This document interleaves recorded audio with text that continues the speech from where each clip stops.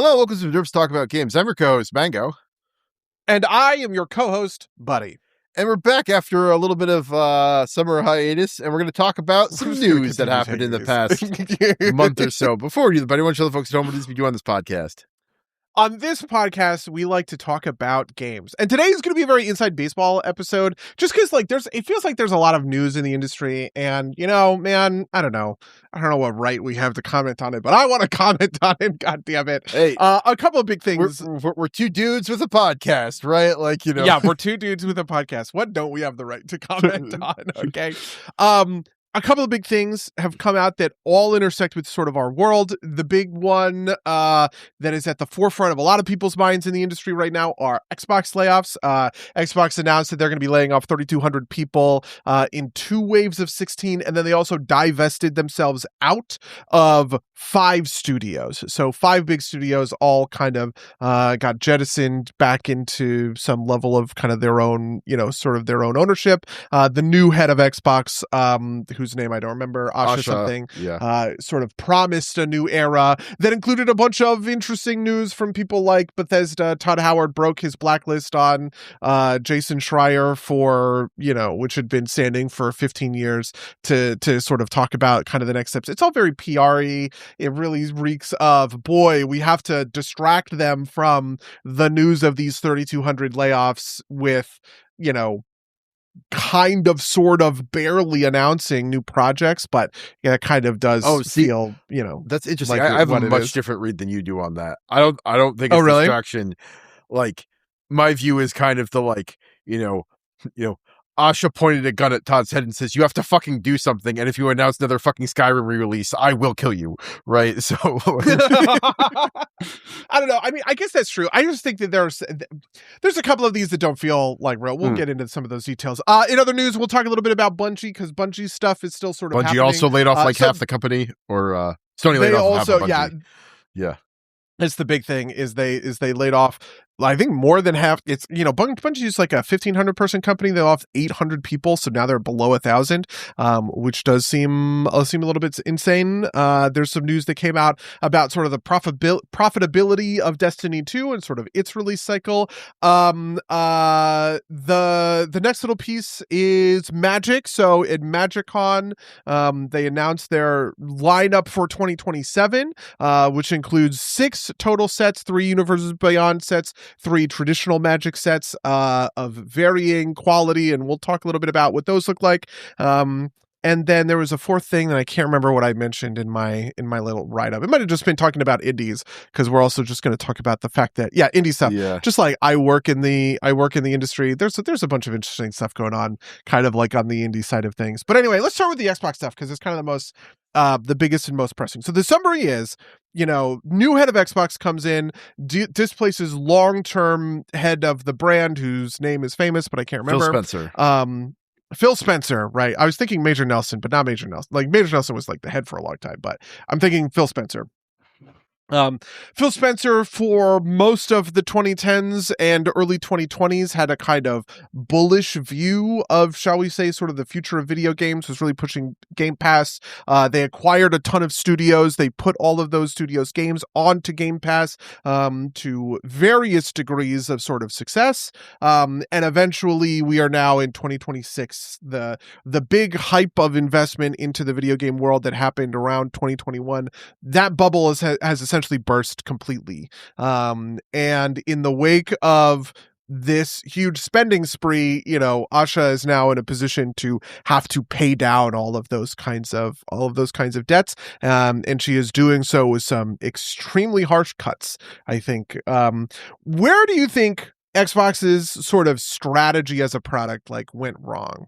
Like, what's your high level on Xbox for the last 10 years? This is going to be an extension of the thing I said about, Asha pointing a gun at Todd Howard's head.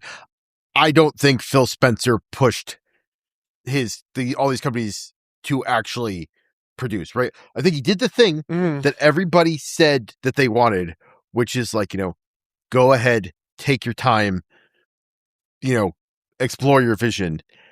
And frankly, I think that doesn't work, right? Like if you let any software engineer have as much time as they want to perfect something, they will rewrite the same block of code to like, absurd standards. Just because there's always a slightly better way to do it, or like there's always a new library, right? That kind of thing.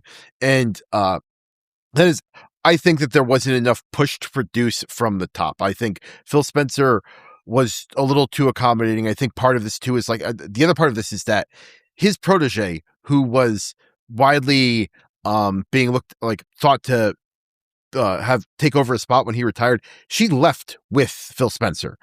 And Asha obviously gets put in on top of it.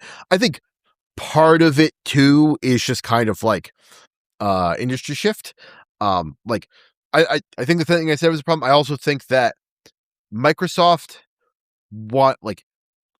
because AI is an important thing in the industry, they want to move resources into that, and the non-profit generating games division is a place to make cuts. So I think they're a victim there. I think that's more luck than anything else. I think there was a world where maybe Xbox, where the outcome of this kind of change leadership was Xbox being spun off into a separate entity. Obviously didn't happen, but I think there's a world where that could have happened. But I think I really think the big thing is just kind of like companies too happy to sit on their laurels and kind of work on aspirational projects, never actually deliver. And when they did, they weren't blockbusters. We were talking a little bit about this in the pre-show, but like Avowed and Outer Wilds were good, but they weren't breakout hits. Starfield, same thing, right? Like Starfield, which was supposed to be Todd Howard's magnum opus. If you read the memes, right? Kind of came out like a wet fart, and I think some of that is like lack of pressure from higher ups. Yeah, there's so much in there that I want to get to the bottom of. I feel like I have to. I was talking a little bit about it in the pre-show. Like, I have to give Starfield another real college try. I put some time into Starfield. I put some real time into Starfield. I got it on launch. Where did I must have gotten it on Steam, right? Because I don't think I was playing it on. I was playing on Game Pass when it came out, but I never really played it. I played it for like a handful of hours and kind of fell off it pretty quick. Maybe I was playing it on Game Pass, and see, part of this I think is that they made a big play for PC and they couldn't dislodge Steam. They couldn't beat Steam. Anyway, Starfield. Is this where I played you? God damn it. God, this thing is like trying to update while I just need to search for one fucking location. Okay, show me one game, please. And it doesn't even show me my fucking playtime. I'm gonna shoot myself. Okay, whatever. Yeah, I guess that came out. Wow, 2023. That is a wild. That's wild that it came out that long ago. It's also sort of wild that I still have it downloaded. I guess it goes to show you how much I care about sort of my space. Anyway, the interesting thing to me about all of this is the relationship with the hardware. That's the place where I think Xbox kind of really went wrong. I think the story of Xbox really starts with the end of the Xbox 360 era, which was the generation that they really definitively won, right? The last time Xbox was on top was the Xbox 360 era. PlayStation 3 was $100 more expensive. It felt impossible to get. And the exclusives were just much, much worse, right? People forget, but the Xbox had the original Mass Effect as an exclusive, right? And it was the easiest way to play a ton of these games that came out in that era that were like meant console, beauties, right? Fallout New Vegas, the original Skyrim. I played that on my Xbox 360, right, during college. I didn't even play it on my PC at the time because I had this shitty laptop that wasn't powerful enough to play it. All of that kind of stuff. But when they transitioned out of the Xbox 360 into I think it's the Xbox One next.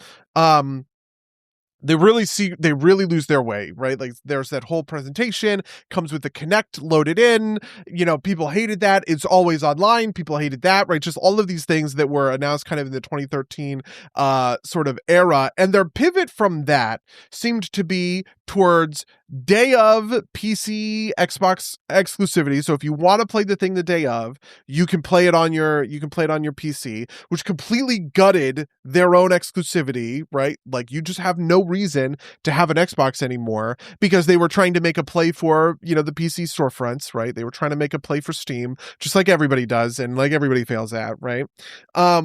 And then eventually kind of they get far enough where now the Xbox is more expensive than the PS4 and PS5s are. And so they're making the exact same mistake that they were able to beat Sony on, which was to come out a year earlier with the cheaper hardware. That's what, the Xbox One, or I'm sorry, the Xbox 360 won on.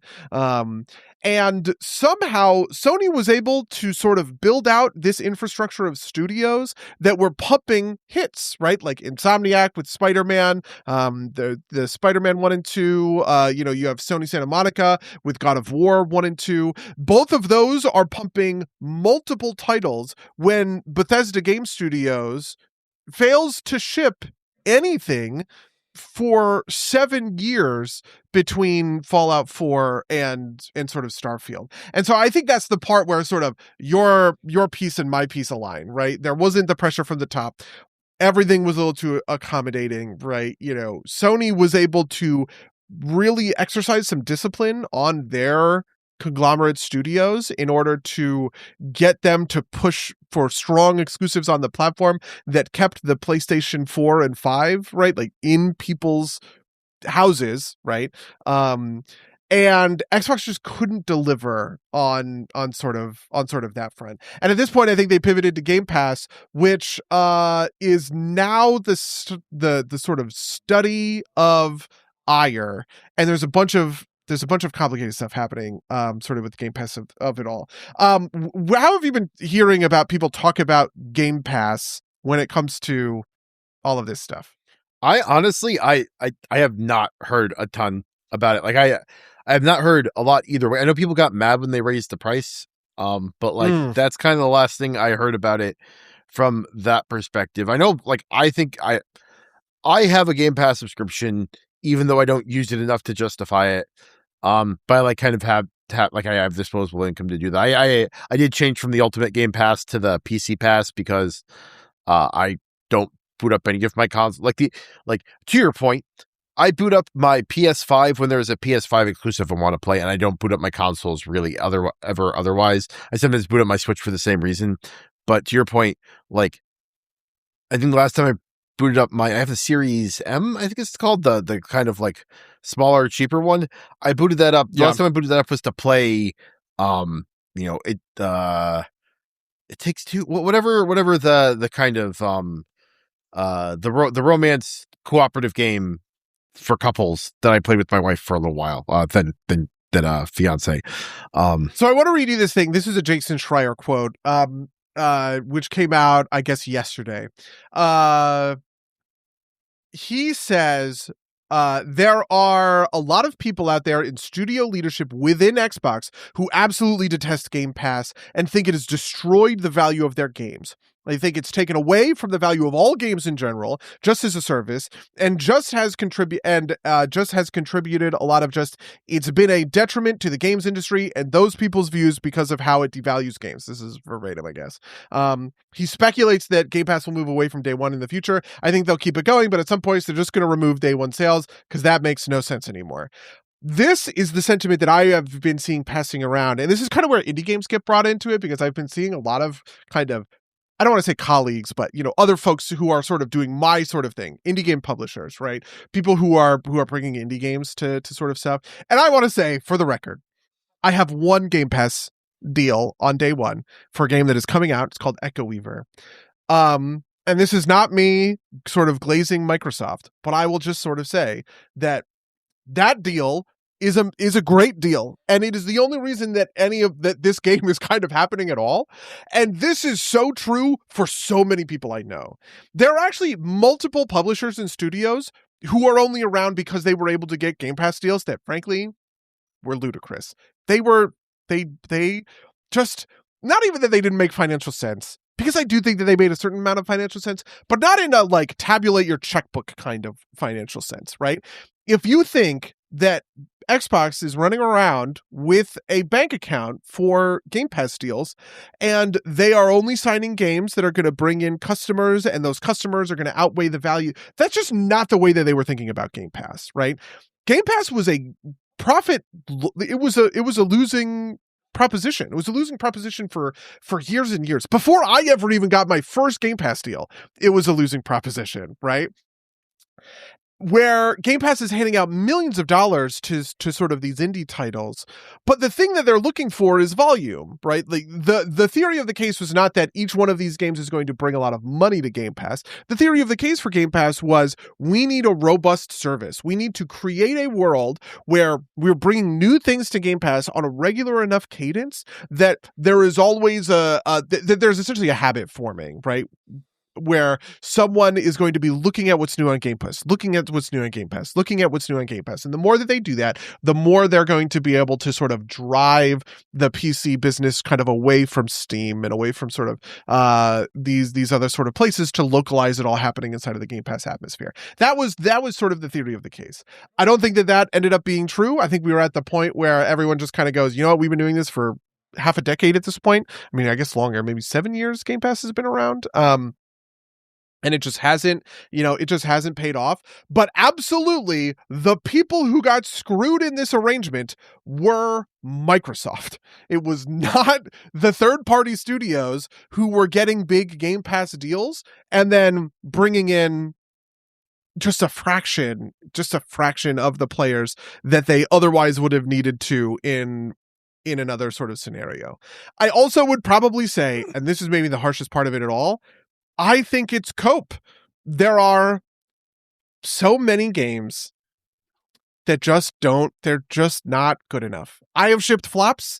I think a lot of people have shipped flops, but you are sort of in this world where, like, if you get a big giant Game Pass deal, you don't have to deal with the possibility of shipping a flop anymore. When the thing comes out and nobody really plays it, it doesn't really do whatever. Your expenses are all paid. You get your Game Pass money, right? And basically what Xbox was kind of doing was taking on the liability of hits and flops in order to get your game sort of into Game Pass. And if there are indie people who have this same sort of view that Game Pass destroyed the value of their games, and the fact that it was on Game Pass on day one meant that nobody wanted to buy it because they could just get the Game Pass subscription instead or whatever, like, all of that is just kind of cope. I don't think that any of that is really real. These people were going to ship a flop probably, and that's kind of that. Yeah, I find it hard to believe there's a world where if they didn't ship it on Game Pass, they would have made more. Like, obviously, I don't know the numbers behind the scenes, but I find it hard to believe that they would have sold enough copies on Steam or whatever to make up that difference. Yeah. I mostly agree with you. I do think that Game Pass has its problems, like part of which is that, like, for whatever reason, they don't always ship, like, there's not always like, for instance, I have been playing through Control recently, and I was like, oh, that was a game on Game Pass. And so I went to Game Pass, and like, it was like, there were a bunch of weird problems with it. I couldn't get the aspect ratio to work. I'm like, hey, it says it supports all of this, like the official website. And I looked it up, and the version on Game Pass is like some old shitty version that didn't get like all of the final updates.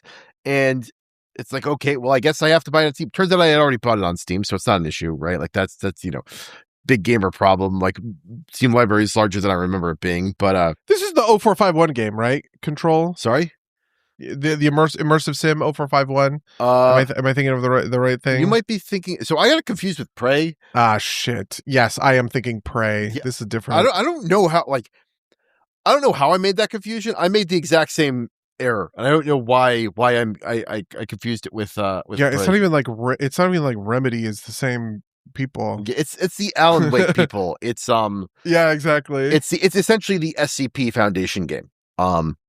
Except it's called the Bureau of Control, and because SCP Foundation has copyleft protections. Is this because you want to do because I know the sequel's coming out? Yeah, they announced the sequel. Resonant. And okay. Basically, it was a thing where it's like, oh, I always wanted to go back to play that, right? And again, I realized I was thinking of Prey and not of Control. but I installed and played Control anyway because like I don't not to the tangent too hard, but I find Control the lore to be super interesting. I find the gameplay to like this is like one of the biggest ludonarrative dissonance games for me, where like the actual gameplay is just kind of like whatever, and I'm doing it mostly to like pick up the case files and read about the weird SCP shit. But otherwise, I'm not the biggest fan of it. I think the gunplay is like super simple and whatnot. Fair enough. Well, Prey, that's an Arcane game. That is a Bethesda game. Arcane is one of the pieces that have sort of been spun out. Well, so the Arcane thing is that they have started negotiations with the French labor system to determine whether or not they are allowed to fire people, right? Like, that's but that's a whole other discussion. That's like a political hobby horse. Yeah. I do know what you mean. Yeah, it's funny to me, especially because like Arcane really splashed onto the scene with Dishonored 2, and they kind of ended up sort of in obscurity. Partially because I think Prey is a good example of this. Prey is sort of the single player, deep narrative kind of immersive sim type of game that really played in 2010 and just don't play in 2020. That game came out in 2017. Which game? Sorry. Plus, I also weirdly think Prey came out in 2017. So did Game Pass. Plus, I looked it up. Game Pass was 20. Yeah, true. Yeah. But anyway, you were going to say. That is earlier than I thought. I always thought of Game Pass as a 2020s thing, but I guess it's almost 10 years of Game Pass. Yeah. God, weird to think about, weird to say. But I do think that there's also something interesting here, which is just like the development cycles of games.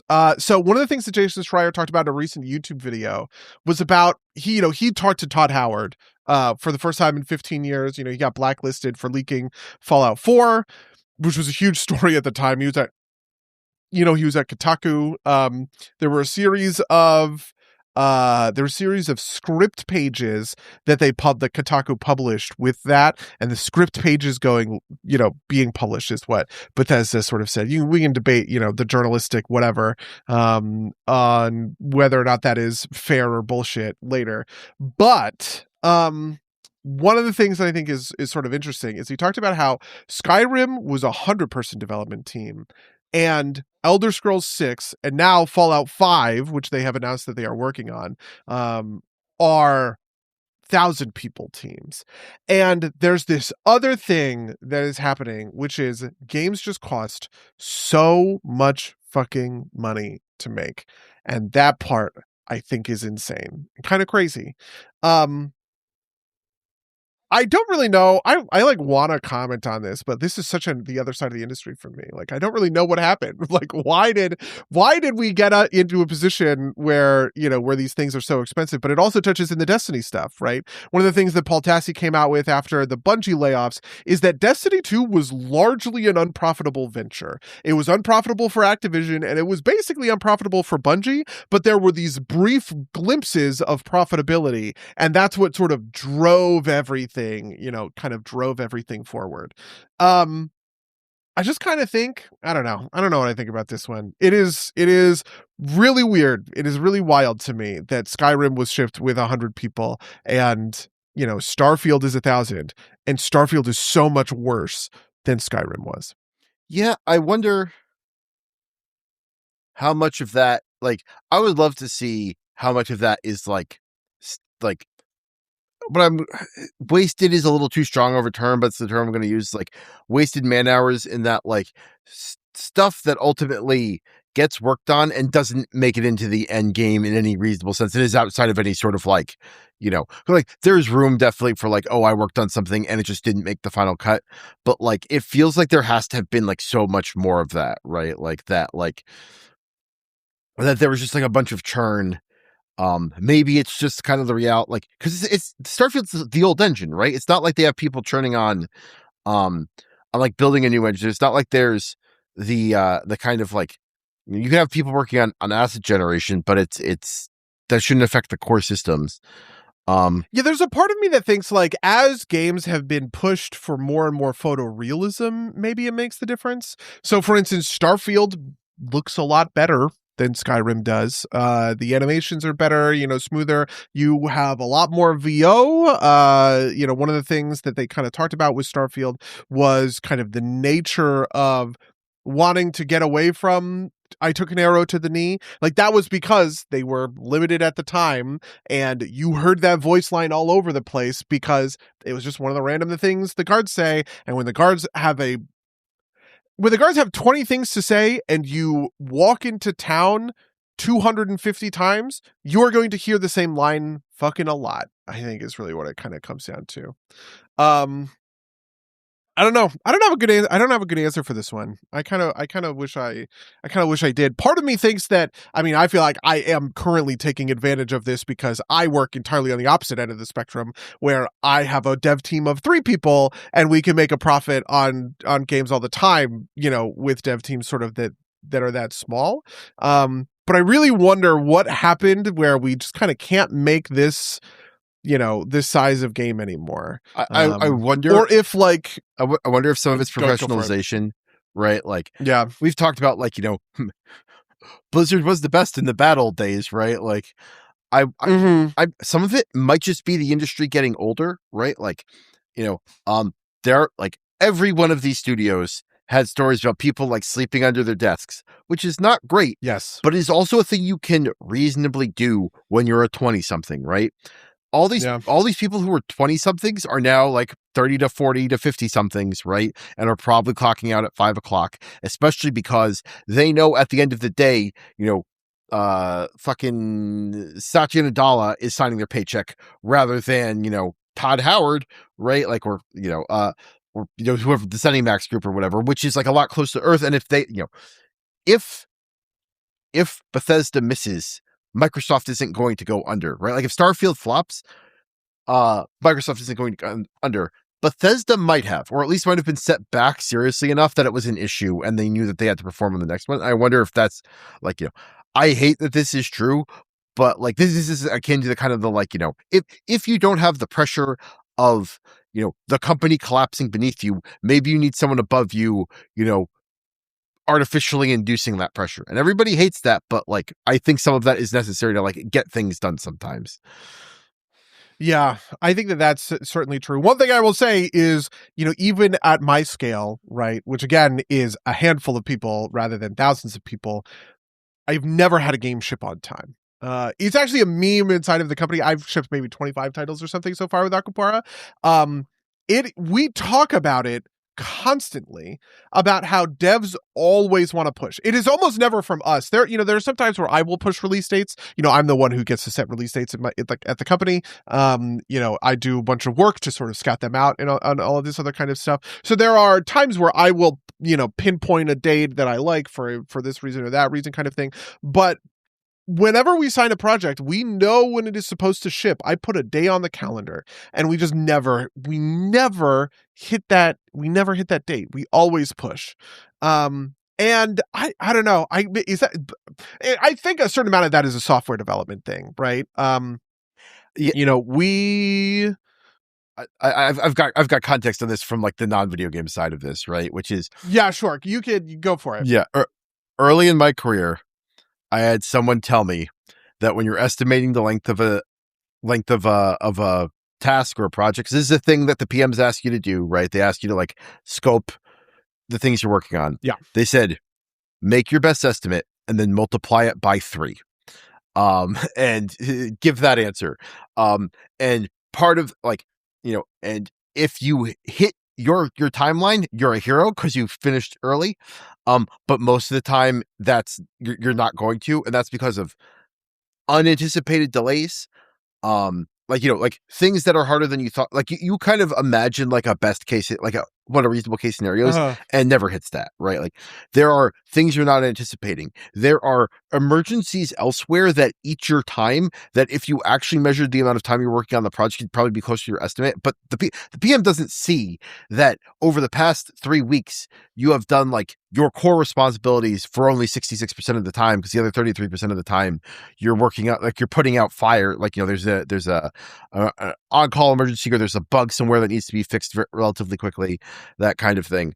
And I find that strategy actually works pretty well.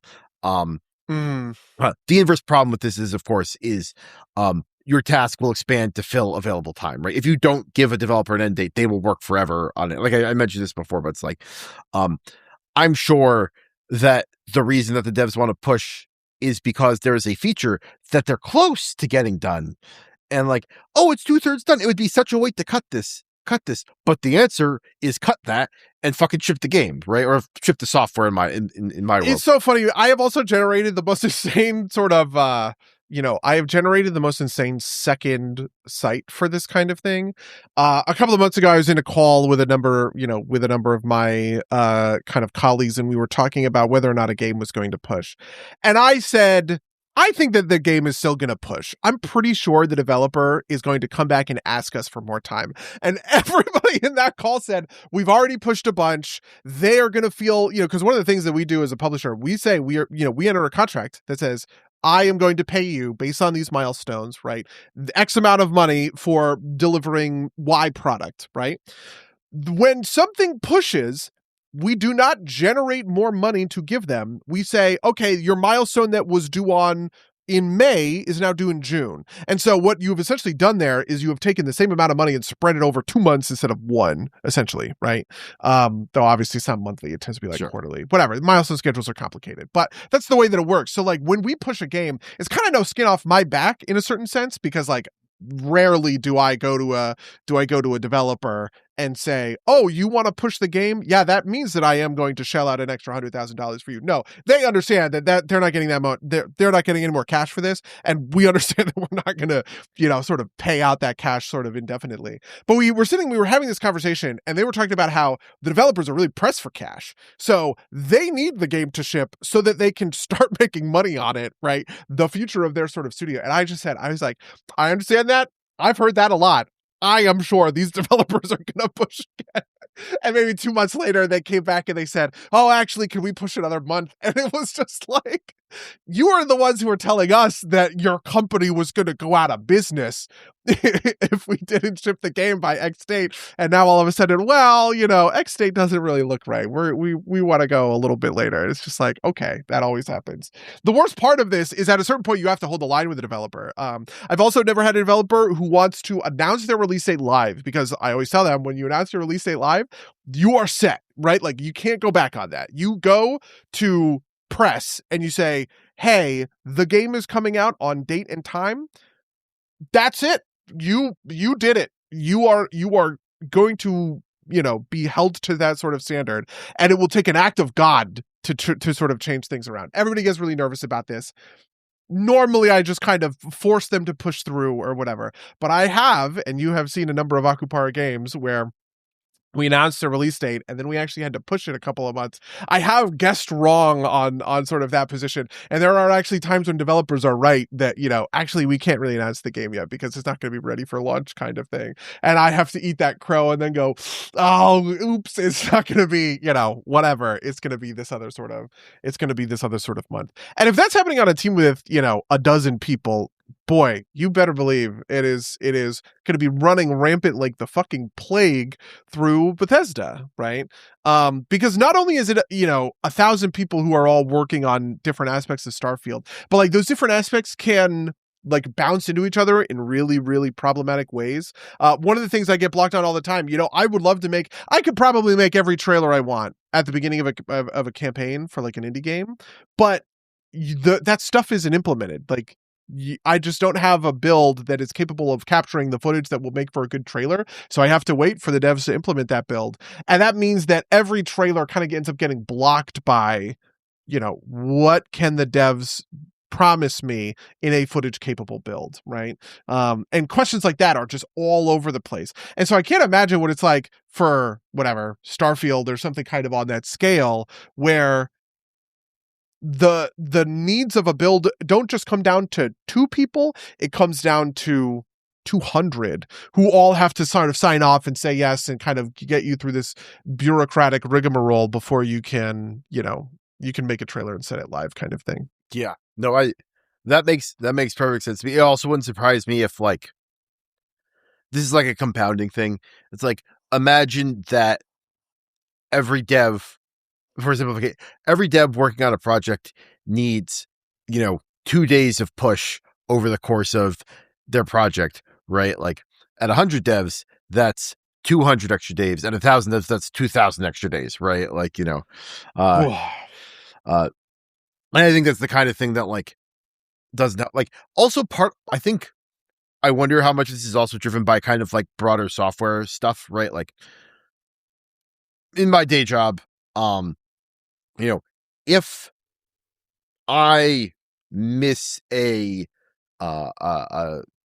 promised deadline or an estimate for a task I'm working on, that maybe is an issue for me on my performance evaluation. Although it tends not to be either, which is its own ball of wax. But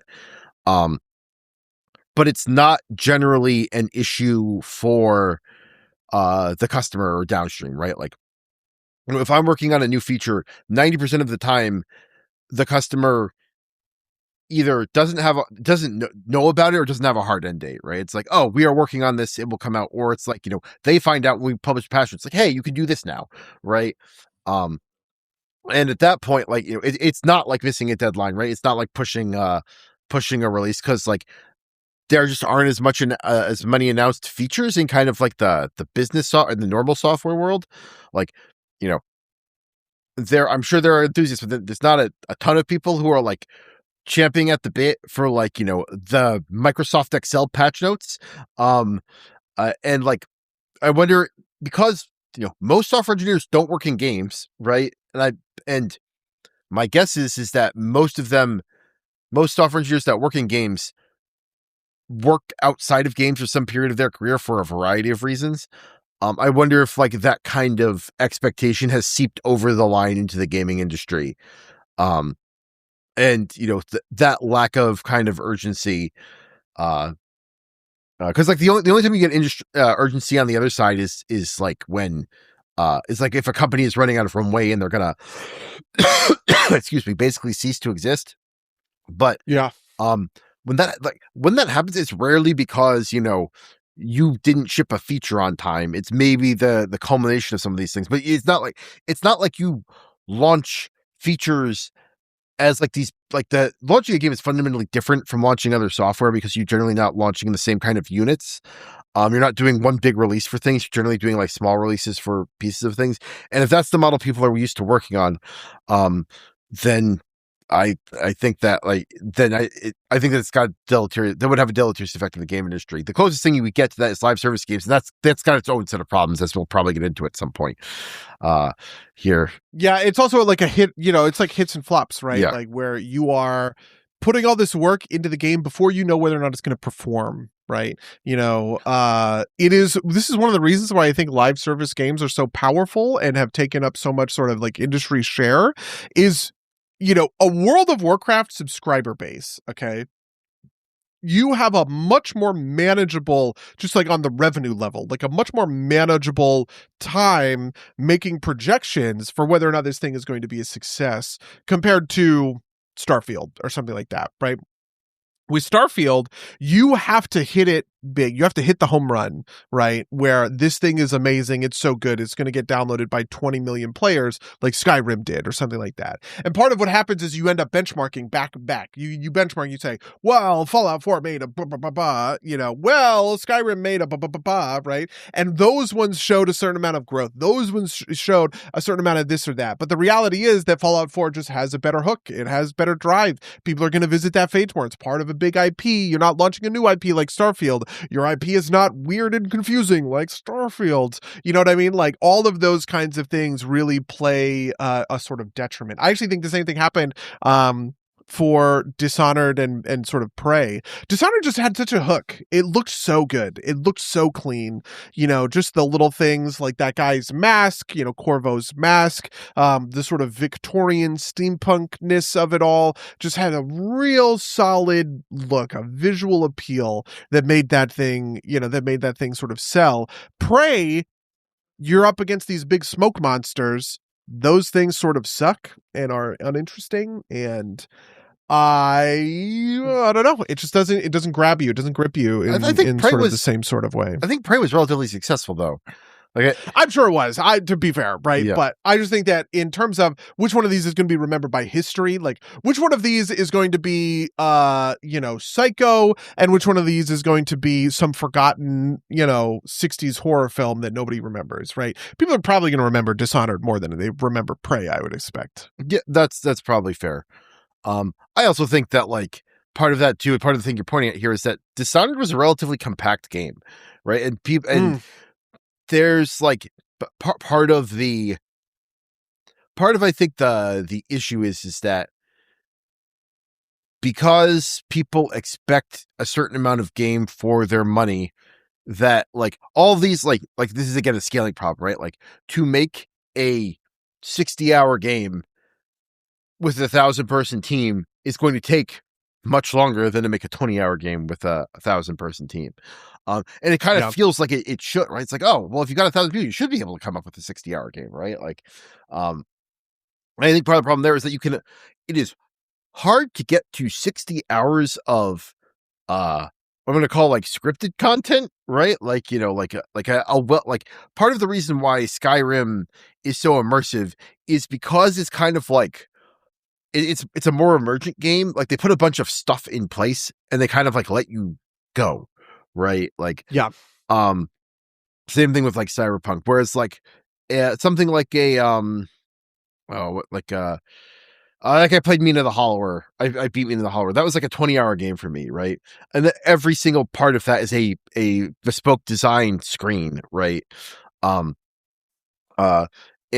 that I don't think you could make a 60-hour game easily, at least out of that, right? This is the games that kind of hit those lengths, that are in kind of this more traditional mold tend to have a lot this is Ubisoft games, like Ubitower games, right? Where a lot of the stuff that you're doing is kind of bullshit, right? It's I could spend 80 hours collecting every point of interest, but 60% of them are kind of generic, versus and are if not literally procedurally, practically procedurally generatable, versus a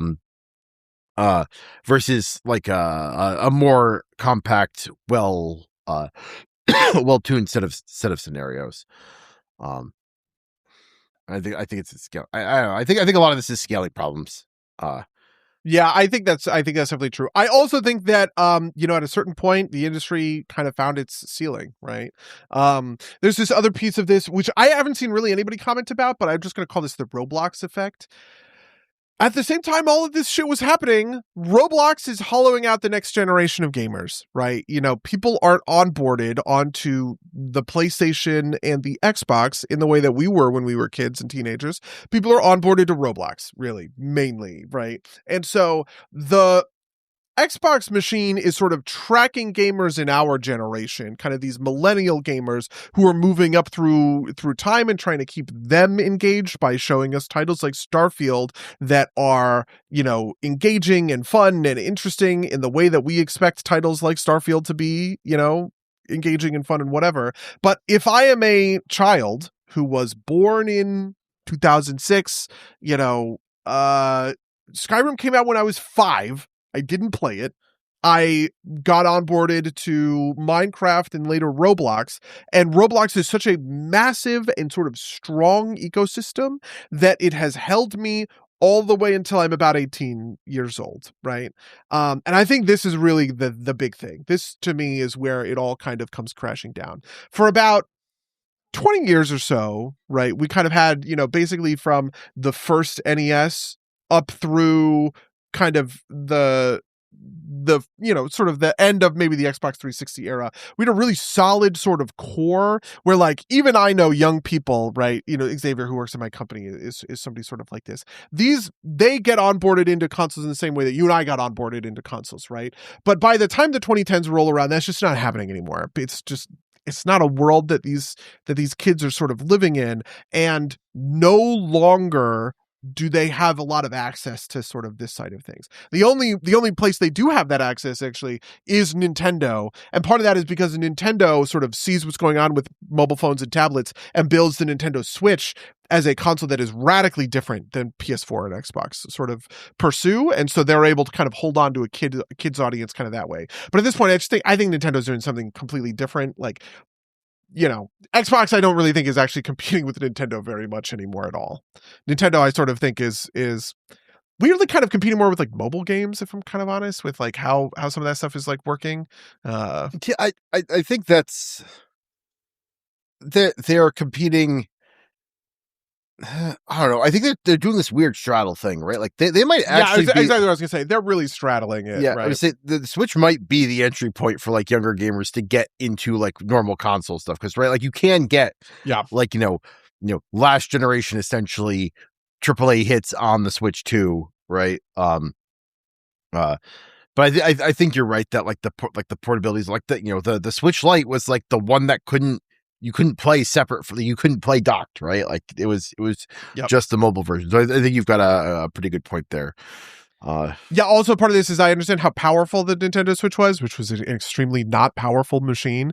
And so it dumbed down. I mean, that's putting it constrained the amount that you could do. You couldn't have Starfield on the Switch because you can't do those big expansive kind of experiences. I mean, you could do Breath of the Wild and whatever the second one was called. Tears of the Kingdom. Like that is Nintendo's premier team doing premier team work for the console hardware that they themselves sort of design. Like it's all going perfectly for there. But like, boy, many titles of mine have really struggled getting onto the Switch, and I think that's the part where they're kind of crossing over with a mobile audience, because mobile audiences also are playing games. I mean, obviously it's different, free to play, all that other kind of stuff, but these lower to the ground, sort of not trying to do the big, expansive, crazy, cool stuff that you get out of Bethesda or Halo. Halo's another one that's kind of happening in this big Xbox blow up, where Halo Infinite is kind of DOA. Nobody really understands what's happening with 343.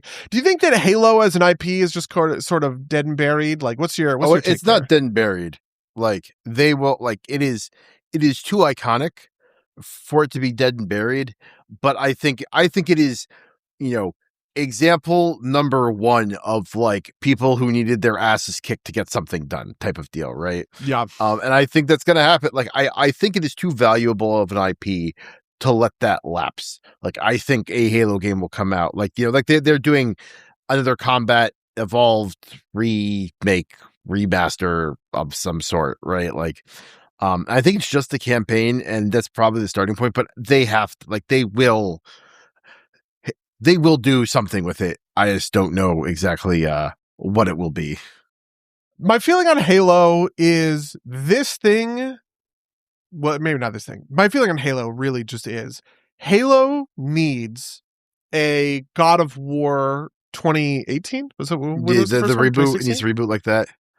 2018. Yeah, it needs a reboot like that. I think the same thing happened in a weird way to kind of God of War, that franchise, right? Which was a big franchise. I remember I never played them. Did you play God of War? I did not play the classic God of Wars, no. Yeah, I didn't play the classic God of Wars either. Obviously, they were made fun of horrendously at the time as these kind of like quick time event cutscene machines or whatever, and I did hate that. I was not very interested in sort of that experience.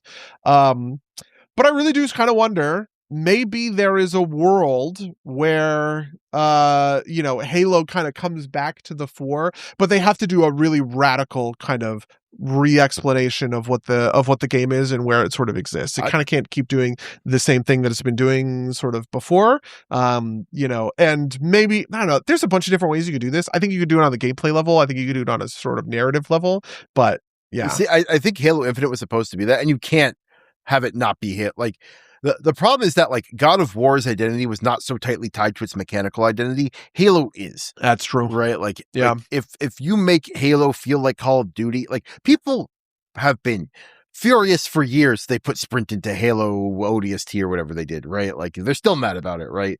There's gonna be sprint in the in the new remaster, people are mad about it, right? Like I think if you depart any further from that, then it's just like you're going to alienate the people who care, right? Like God of War worked because it was kind of like a hack and slashy type game at its core, and the evolution of that with God of War 2018 wasn't so far of a departure that was a problem. And also at the end of the day, it was more about the characters, and there was like a whole tone shift, right? Like this, like the only way you can do this with Halo is if like you decided that like Halo Wars was like the new direction for the series, and I just don't think you can do that, right? Like that's actually part of what I'm pitching, actually. Like, I think that you could kind of do a combined arms sort of battlefieldy Halo very, very effectively, right? You bring back the Scorpion and all of those kinds of things, and you make the battlefields much bigger, many more people on them, right? Halo Infinite was a very constrained kind of scale of, I mean, it was like 6v6 or something like that.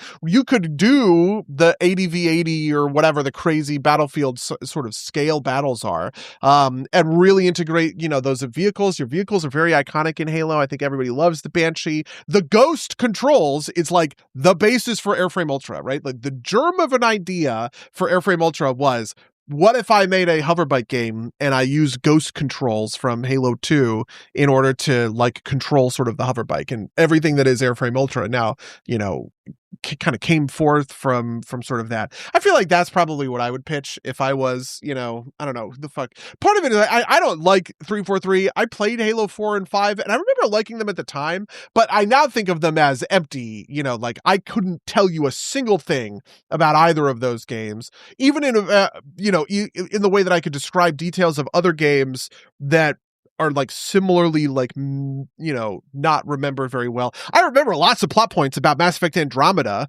right? Which granted I like more than most people, and I'm big into Mass Effect or whatever. But like Mass Effect Andromeda and Halo 4 and 5 were doing the same kind of thing on a story level, I think, maybe.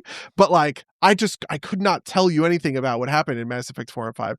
I could tell you a lot about what happened in Halos 1, 2, and 3, right? No, fair enough. We should probably push to a different topic. Yeah, what do you we've spent, I guess, a kind of an hour on maybe 45 minutes on the Xbox side of things. We touched on the Bungie stuff. I think this is all a piece of the same pie, right? Like Sony Yep. doesn't do AI, so doesn't have like those other pressures.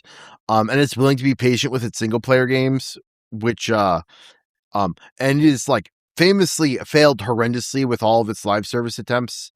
Which is like you mentioned live service being like this kind of different thing. I think the trap with live service is that like there can only be like so many of them, right? Like per genre. Like the what's the there's like somebody came up with a formulation that's like there's the big one, there's the first place one, the second place one, and the weird one. And those are the three successful live service games you can get in any niche, right? Like in like battle royales, that would be like, Fortnite, Apex, and PUBG's the weird one maybe, or something like that, right? Or like in extraction shooters, it's like Arc Raiders, Tarkov, and Hunt Showdown is the weird one type of deal, which is part of the issue with Marathon, which is Bungie's that's the problem to sort of work through. Yeah. I love Marathon. I think it's a fantastic game. Not only did half the company get laid off, but Joe Ziegler left on Friday. I don't know if you saw this. Last Friday was his last day. The person who is, I forget their name, but the person who's becoming the game director was like a high placed person on some successful Destiny expansions. Like I think they were the lead designer on Forsaken, maybe. And so the kind of reads from the Marathon world, which is like a lot of despair, is like, oh, they're going to focus on PvE content for Marathon, and we are going to lose our extraction shooter because they're going to try and do PvE stuff. And I don't know how real that is, but I'm afraid that it might be real. Yeah, I mean, I remember Ziegler is interesting because he's came from Valorant, right? Like, Yeah. I remember we talked about this on the podcast because you were the one who told me about all of this in the first place, I think, right? Like that he came with kind of these PvP bona fides to to the extractor shooter things and really kind of like veered it in that kind of direction. That is wild that he well, yeah, he like. He got the game out of development hell, which, kudos to him for that. And he did a good job. Like, yep. I think Marathon's a great game, but it's not resonating. And, the cope I have seen online is something like, the tweet was something like, it's the best shooter in years with a fantastic art style, but like gamers can't deal with losing. And so,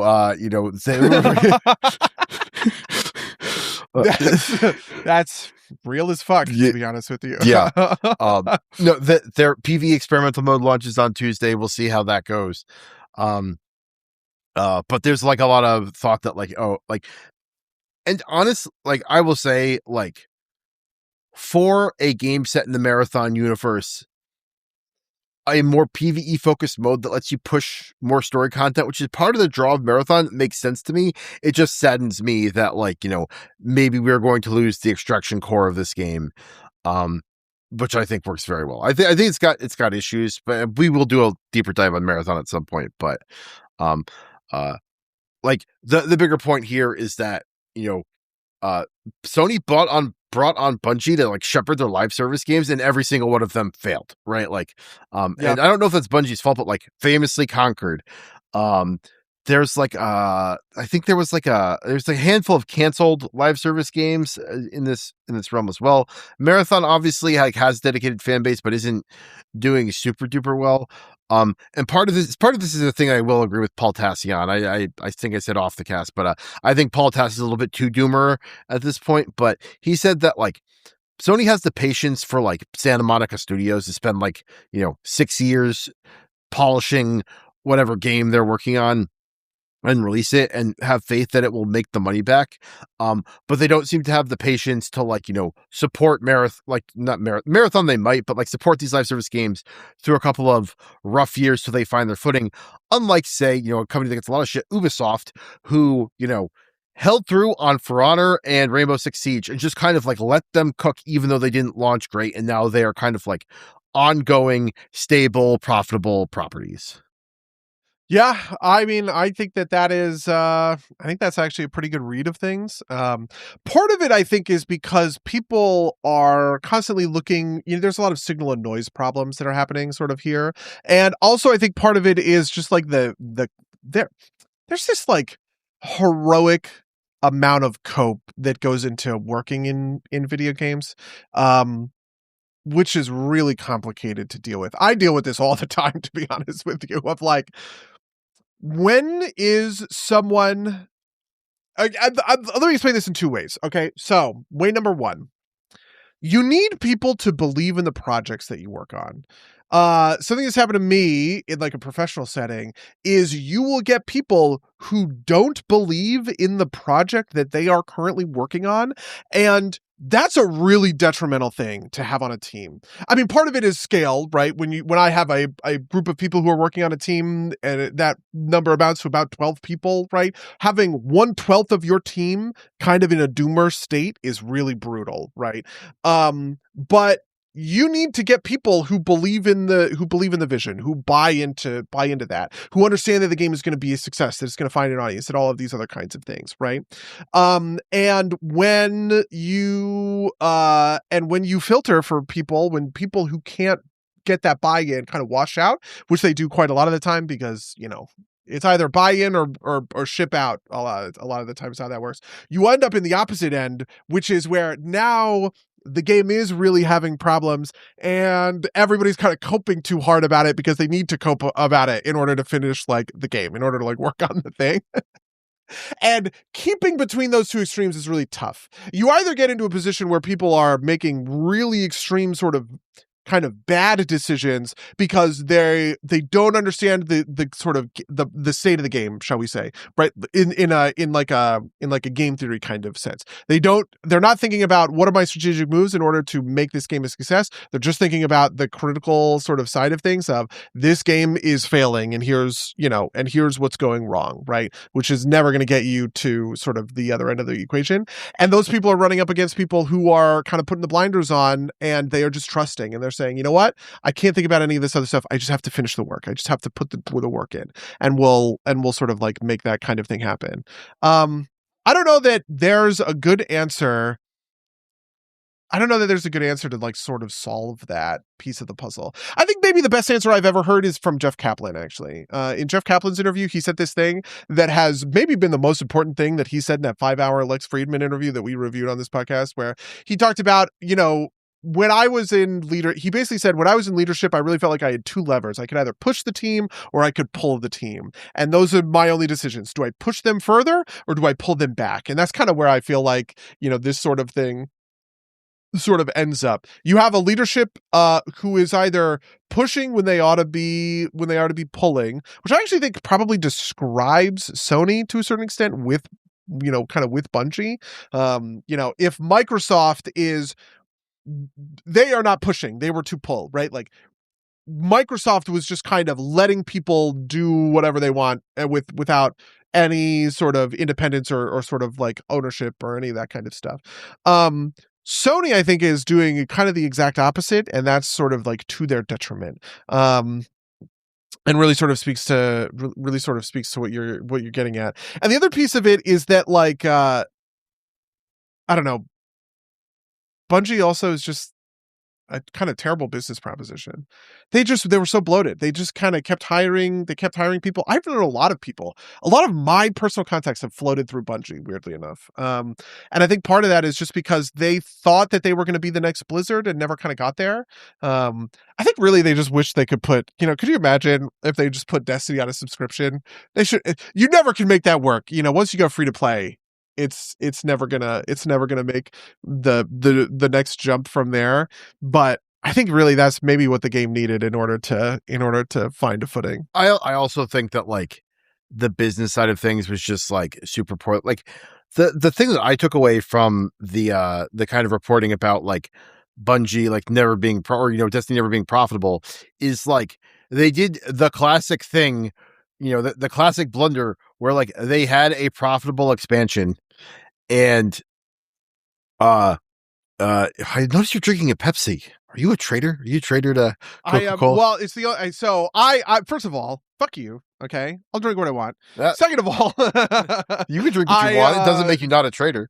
Traders can drink Pepsi. I went to I went to the store to buy caffeine-free soda so that at night, instead of chugging caffeine at 2 a.m. right before I go to sleep, I have something else, and the only thing that they had was Diet Pepsi that was caffeine-free. I would say that's why I drink root beer at night, because it's root beer and seltzer.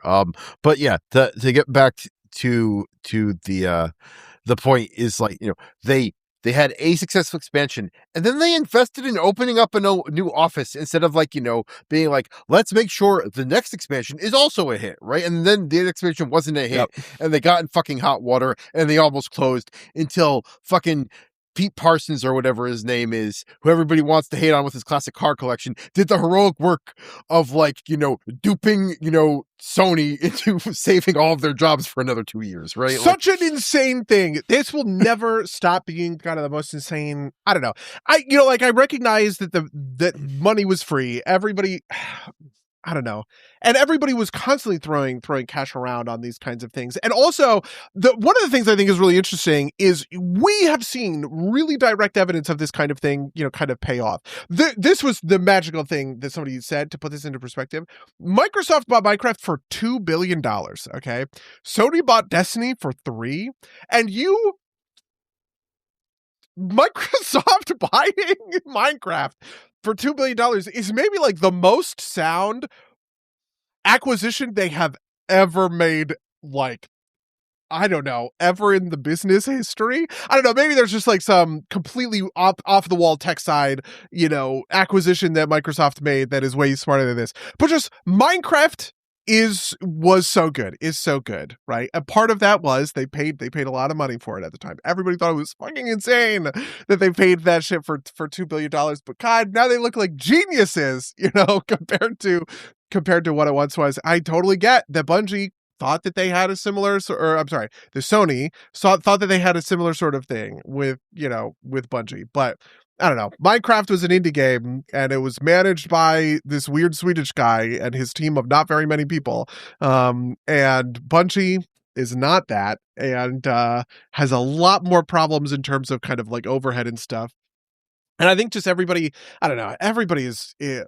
I sort of think quadruple A games came, but nobody realized is sort of my end result here, right? Like that thing, that Skyrim Starfield thing that I'm describing of going from 100-person team to 1,000-person team. I think that's the birth of the quadruple A game, right? And we didn't even realize it. We didn't realize it was happening. We didn't, the fact that it took 10 years, 11 to, God, 11 years? No way. No, it's longer than that. It's 13 years between GTA 5 and GTA 6. I don't know. It's insane. The fact that GTA 6 honestly is poised to make money, I kind of hope it's a flop, but is just like the most. If GTA 6 is a flop, it'll be like devastating to the industry, right? Like I kind of agree with you on some level, but like it is like it's like it's one of these. It's such like a big tentpole that if it falls apart, it's gonna say weird things about the state of the industry. And the other part of this is the reason GTA 5, we can go 13 years is it's a live service game too, right? Like GTA Online is like, apparently like a money printer. But they're not launching with, this is the crazy part, they're not launching with that. They're not launching on PC. They're only launching on PlayStation and Xbox. What? How is this thing going to make? I don't know. I don't understand it. It's going to sell a quadrillion copies, buddy, and we're going to to be mad about it. I've never played a GTA game. I'm not going to play it, but it's. I played GTA 5, but I played GTA 5 on my Xbox 360, which is the last console I ever bought. So, yeah. Anyway, weird stuff. I do want to talk a little bit about the fallout of it all. A couple of new announcements on. Hold on. I guess we're. Oh, sure. I would say I was thinking about this while we were talking. I know how we can save Bungie. I know the man for the job. His name is Bobby Kotick. Sony needs to call Bobby Kotick. God. Get him to save. Listen, talk about leadership who's pushing. Yeah. In a weird way. There's nobody I really loathe more than Bobby Kotick. I actually think Bobby Kotick is like a heroically evil, villain. Do you know what I mean? Bobby Kotick is like Lex Luthor to the games industry or something like that. Like in a superhero, that's what I mean when I say heroically, like a superhero villain kind of sense. But at the same time, I guess he's kind of a villain like Magneto, because he's certainly right about something. No, like we talked about that he was right about, wow, they just needed to push more content. I'm saying, this is gonna sound insane. He's the Batman, right? He's the hero we deserve, right? Like, that's crazy to me. I mean, I guess I get it. The part that I think is very wrong for Bobby Kotick is the part where he treats video games like any other property. I think that's incorrect, right? And I think he was proven wrong about this, right? He did it to a bunch of his own shit. Like World of Warcraft, I think is magical, and it's a crazy game. Completely changed my life, right? My life is so completely different because of World of Warcraft, all this other stuff. But it is good because, like, if Bobby Kotick had done the thing that he wanted to do, I don't think that he would have turned it into a success. I think he would have turned it into a failure. When you see what Bobby Kotick really wanted to do and the studios that he really could strong arm, he just drove those things into the ground. Tony Hawk killed, spiked like a volleyball on a Santa Monica beach, right? Guitar Hero murdered. And I love Guitar Hero. You'll never find somebody who loves Guitar Hero sort of more than me. But this guy killed it, and it's because he oversaturated the market. That's exactly what his sort of product design sort of did. This is the Lex Luthor of it, right? But at the same time, right, he was sort of right that like the WoW team needed to push more content.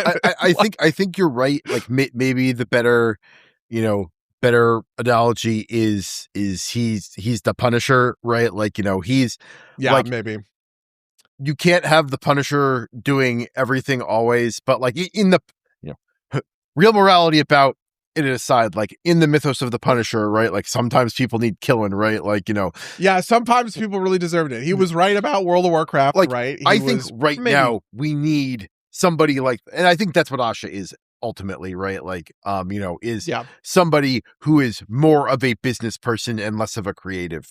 And I think ideally you have a balance, but I think the nature of things is you cycle between the two, right? Like you have you have a business era where things get driven into the ground, and then you rotate into a creative era until like, that burns itself out because nobody makes anything. And, you rotate between the two, and that's maybe just the nature of the industry.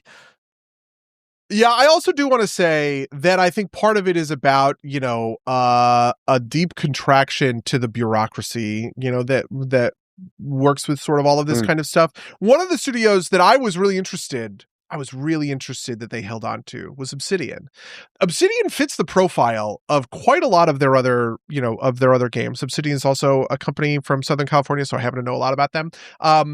But like, hypothetically speaking, you could see sort of a world where Obsidian gets spun out like Arcane or, Double Fine or Do you know how big Obsidian is? Games. That's a good question. How big is Obsidian? Because I think you're ultimately right. I think the thing that might save them is they like made these, I will call them base hits with Avowed and Outer Wilds. What do you? I'm so right. Yeah, it's about 285 people. Yeah. So I think it's on Obsidian. Probably small enough that it's like you can get the bang for like, if you can, Avowed and Outer Wilds is good enough for a 300 person team, right? That's exactly what I was thinking.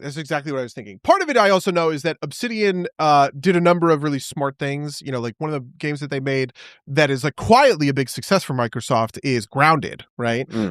Which is a title I have never even touched. But like friend of the cast, a friend of ours, Katie, really loves Grounded and has talked a lot about Grounded and how that's like a really great game and a game that, I don't know, whatever, like she and her friends sort of play or whatever. And so like they have sort of a nimbleness to them. But I actually think that Obsidian kind of, if I'm making the case that Bethesda ballooned, Bungie ballooned, all of these sort of titles ballooned because they said, oh, well, this sold Fallout 6 sold a gabillion copies, so I can make my development team gigantic, and I'm going to sell a bagillion times 4 copies next time, or whatever the number is.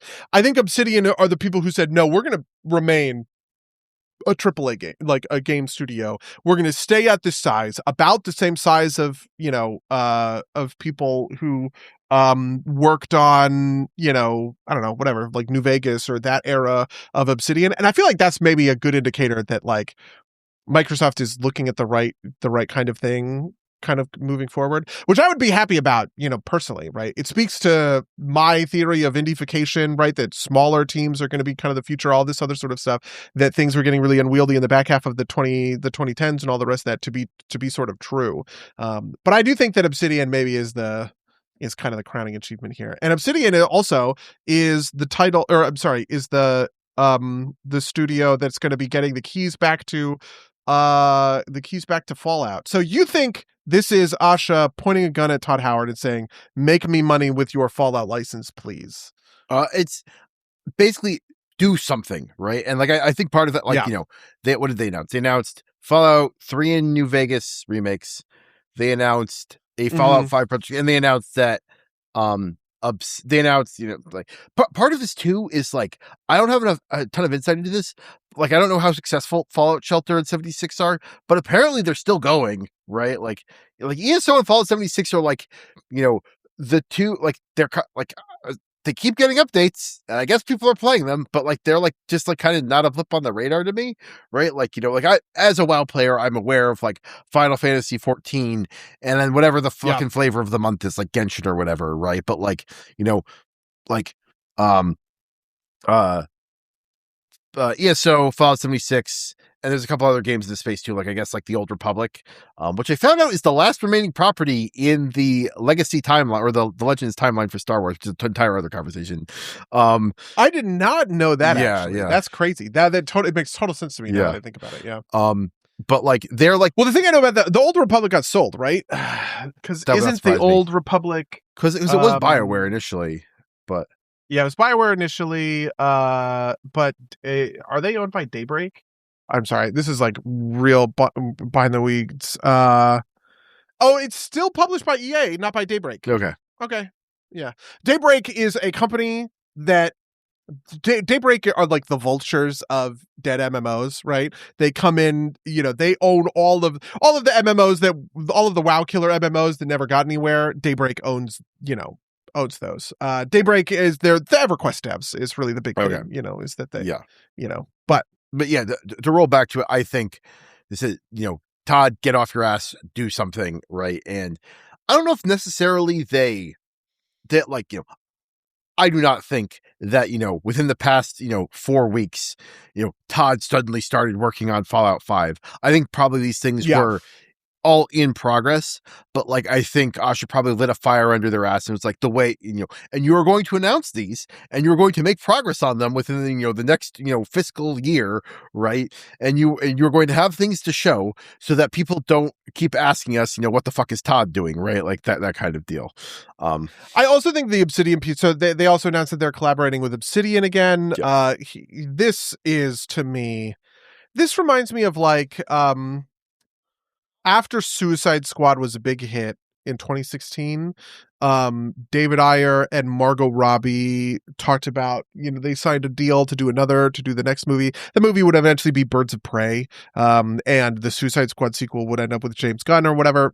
All of that development hell is kind of like crazy. But it reminds me of that announcement. I remember that announcement being in this same sort of vein where Suicide Squad is getting religiously clowned on, right? Everybody hates the DCEU. Suicide Squad makes a lot of money. It's an extremely profitable film, right? But everybody hates it. Everybody thinks it's terrible. It gets like 1% Rotten Tomatoes, all the rest, that kind of stuff. And the announcement of, Margot Robbie and David Ayer are going to reteam on the Harley Quinn movie, that reminds me of what this announcement was, which is there's a lot of bad press come out, try and change the news cycle. That's what I think that is kind of going on here. And so forcing Todd Howard to have the conversation with Obsidian, where, I mean, I don't know how true this is, but my suspicion has always been that Todd Howard is pissed that Fallout New Vegas is better than Fallout 3 and Fallout 4, and probably has been resisting this conversation for a long time, right? But now we're at the point where you have to go back to Josh Sawyer, right? Well, it is Josh Sawyer, right? Who's getting it back?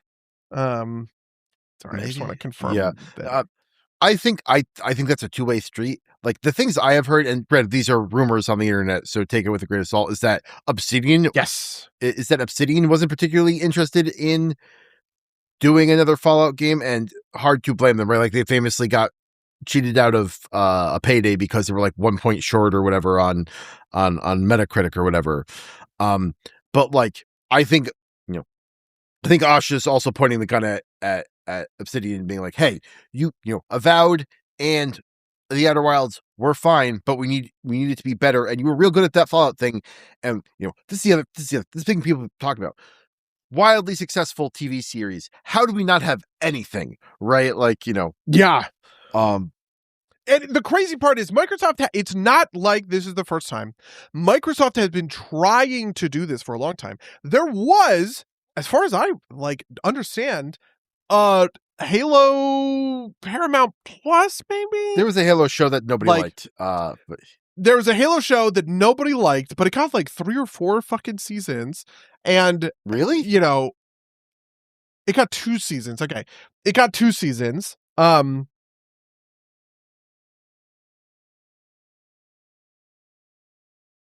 Yeah, wow. And it's literally Master Chief, huh?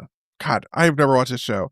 And so just looking at the Wikipedia page and seeing that it was in fact Master Chief, John 117 is kind of insane. I kind of always thought it was like a spinoff or something. No, I guess it's just straight up.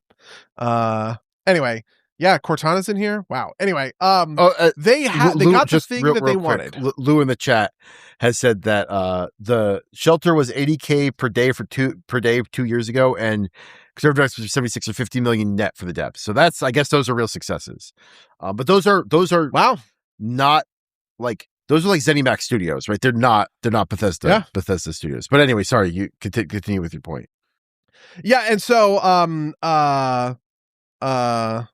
I don't know. Sorry. Man, what the fuck was I? What the fuck Halo, were we talking Halo, about? Oh, yeah, the Fallout TV show. They've been saying they want to do this for a long time. Microsoft wanted to sort of like break into TV and make a big TV hit, and they did it with Fallout, right? And so the fact that there was nothing to follow up on it is kind of insane. Josh Sawyer is, in fact, who was the Fallout New Vegas director, right? Who I think left Obsidian for a while, but he ended up coming back. All this other sort of stuff. Is the one who is sort of like helming, this new sort of collaboration. My understanding is that there has always been sort of bad blood between Bethesda and Obsidian, and I am not surprised that if we're talking about Asha the Firebrand, that she is kind of like forcing sort of the issue. Yeah. I also just think that Fallout New Vegas is so like weirdly kind of like legendary. I don't know. Did you ever see the Obsidian remaster? Or not Obsidian, Oblivion? I never played it. No, I never played it either. I should. I loved Oblivion. Oblivion was like maybe one of the first like big RPGs that I just like super deeply fell in love with. Yeah. No, I feel that. Same. Yeah. We should probably move on to some other stuff in this realm. Yeah, I'm sorry. You're totally right. Yeah. Let's talk what, Magic? You want to talk Magic? I want to touch real quickly on another set of layoffs, which is at Paizo. Paizo. Oh, yeah. These layoffs are crazy. Yeah, Paizo. So what happened? Paizo, 1, probably overhired. 2, their book stock got caught up in like, this is complicated. I recommend for anybody who wants like some of the grimy details to go look at the Roll for Combat channel. Roll for Combat is essentially to Paizo what Paizo was to Wizards of the Coast, right? They are like they make third-party content for both Pathfinder and D&D. This is where Mark Seifter, who was a big designer of Paizo, he left to go to Roll for Combat. They do a bunch of like I said, third-party flat books. They're generally viewed as high quality. They are currently in the process of launching another. It's called Deathbringer. It's like almost like a metal themed, I almost want to call it like Metallica type, like that kind of theming, post-apocalyptic RPG. They're crowdfunding that. But they have been in the industry for a while and they've got a couple good videos about what's happening, but, because they were also caught up in the same thing too, which is Diamond. I forget the name it's like Diamond Publishing or something. They were the people that warehoused their books, and they went under, and they had significant amounts of inventory for Paizo and for Roll for Combat. And Diamond was owned by JP Morgan Chase at at the end of the day, right? And so when they went to get made whole, when they declared bankruptcy, they tried to seize, or they tried to claim all of the books in the warehouse were theirs. And, and they were, there's a word that I can't remember that is like, they're essentially holding the books for Paizo, but Paizo still owns them. But the way you establish this, there's like a particular form you have to fill out. And apparently no one ever fills out this form because it's never really an issue. But, from to give it from JP Morgan's perspective, right? Like, if it's their property, it's their property, right? Like, and there's a big legal battle over it. And partially because of this, right, Paizo has to lay off like a bunch of people, at least in the short term. A big part of this too, I think, is that like, basically, the other big story to come out of this is that Archives of Nethys is no longer getting like this partnered status where they're getting very early access to the book so they can have the information up on Archives of Nethys like day of release. They're getting it. They're going to, there's a whole bunch of drama there that I think is not germane to this conversation. But the thing to take away from this, I think, is that like, people don't want to pay for stuff that people just don't want to pay for anything, right? Like, yep. And Paizo gives away everything for free, kind of like the OGL means that all their stuff eventually goes up online, and they're not moving enough units, I don't think. But that's, I don't know if you've got any further insight into this. I just want to kind of bring it up because it was kind of the same layoff kind of. I was tracking all this stuff. The stuff with the court I found really interesting. I ended up watching a big podcast with Owen Casey Stevens, who's maybe my favorite Paizo affiliated director, or not director, designer. He designed a lot of Starfighter 1.0, which obviously, I did not play a lot of, you did not play a lot of, but I don't know. He's an interesting guy. I like him a lot. And he was sort of talking about it, and this weird interaction where, you had Paizo inventory that they owned sitting in a diamond warehouse that JP Morgan is trying to kind of like liquidate out of, and so all of that being caught up in court is really like painful, both for sort of Paizo and so what the real killer probably is, and this is the thing I got from the Roll for Combat podcast, is Diamond, because they're in bankruptcy, isn't paying the warehouse, like isn't paying the people who own the warehouse, and it's like somewhere in Mississippi, and so probably all of the climate control has been turned off, and probably all of that product is fucked, right? Like, oh my god, that's brutal.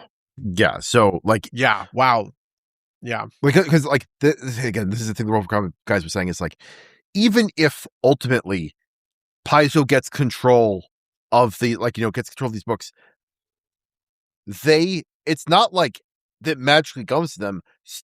Somebody has to go down there with a truck and transport like literal tons of paper, right? Which may or may not be ruined at this point in time. So, yeah, and the other thing is that they've completely borked all of this product kind of like going out to the public, right?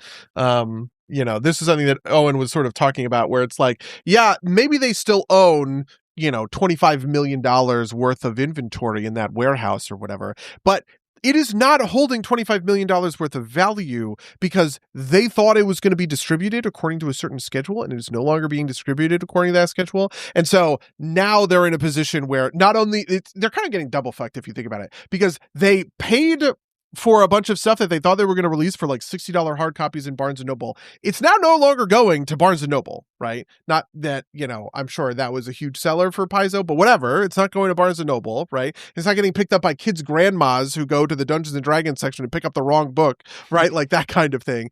And, right, you are driving the players who were excited. If I am somebody who was really, really interested on the next Paizo product coming out, right? You're just driving me to go to Archives of Nethys or whatever, which was, this was all before the Archives of Nethys stuff, but like, it is training your best customers to leave you, right? To be missing like shipments and stuff like this, all of which I think is deeply brutal. I don't know. I don't have a real horse in this race. I think the big one, my big tabletop opinions are that D&D 5e is fine, and that people were dooming about it harder than they needed to, and I just kind of think that everybody kind of needed to shut the fuck up about that. But like, I just don't think this Paizo stuff is, I think it's kind of part and parcel a little bit of like the contraction of this thing. And also just like, I think it was sort of always wrong for Paizo to go to Archives of Nethys so quickly. That was probably the real gem of a bad idea that, they needed to walk away from, because they were in fact just giving away their shit for free. Frankly, I dislike Archives of Nethys. I find it hard to use. I miss D20 PFSRD, but it's still easier to use than going out and buying the book.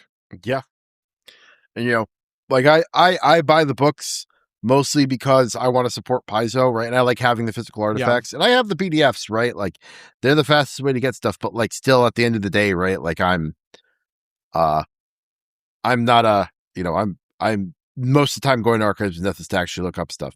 The thing that I have heard is that like the shift is probably going to be like, one, primarily digital, and two, also selling Foundry packs, right? Because most people a lot of people are playing digitally, and a lot of people are even in person playing. Like, you load up your Foundry module on the television in the center. Like, that's the way I play one of my games. It's like you load up on the television. It's great for hybrid too, if you've got some people who are remote and some people who are in person. And like, that's also like, that's 100% profit, right? Or 100, you're minus design, like the labor, right? But like there's no material costs to that. So we'll see. D&D is gonna have, or Wizards is gonna have like a 6-story fucking building at Gen Con, right? Like they're back with a vengeance. The rumors are that they're gonna release basically like an official OSR product. Like how everybody's releasing fucking League of Legends Classic. We're gonna get fucking D&D Classic probably, but we'll see if that's awesome. That's true. That is actually really incredible if they end up doing that. I wonder, like, man, what would that even look like? Because like it couldn't just be a re-release of AD&D, right? Like they have to do something new. Yeah, I mean, God, like maybe streamline the rules a little bit, but putting it on what's the D&D thing called? D&D Beyond. Yeah, Beyond. Like the thing that people think is the harbinger of this is that the Hasbro properties like G.I. Joe and Transformers all got like a set of TTRPGs from like a smaller third-party company that they sold the license to.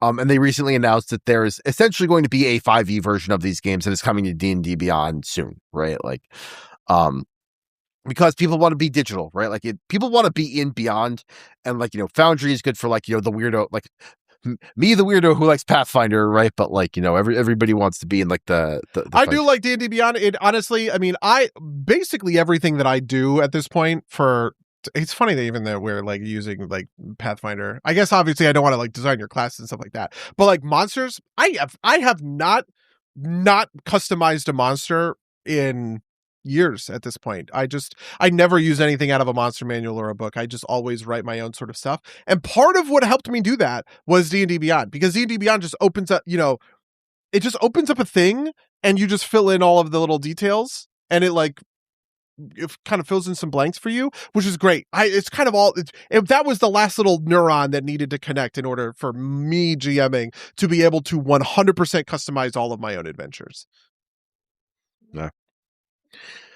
But that's that's that side of Wizards. I didn't want to spend too much time on that. Do you have any final thoughts on that, or should we move on to Magic stuff? The other side of Wizards, the last side of Wizards, we did get a good segue in here, is that they did announce the 2027 slate of Magic the Gathering. So Magic the Gathering for the rest of the year is in a pretty interesting spot. We're getting Reality Fracture, I think in the early autumn, instead September or something like that. I think it's October, but somewhere in there. Yeah, what the fuck is the MTG 2026 sets? You know what's weird is, what's the next set? Hobbit. Marvel just came out. Isn't it The Hobbit? It's Hobbit, and it's like in a couple weeks. Yeah. Okay, yeah, wow. It is in a couple of, I haven't seen anything from The Hobbit. I guess, spoiler season is where it is.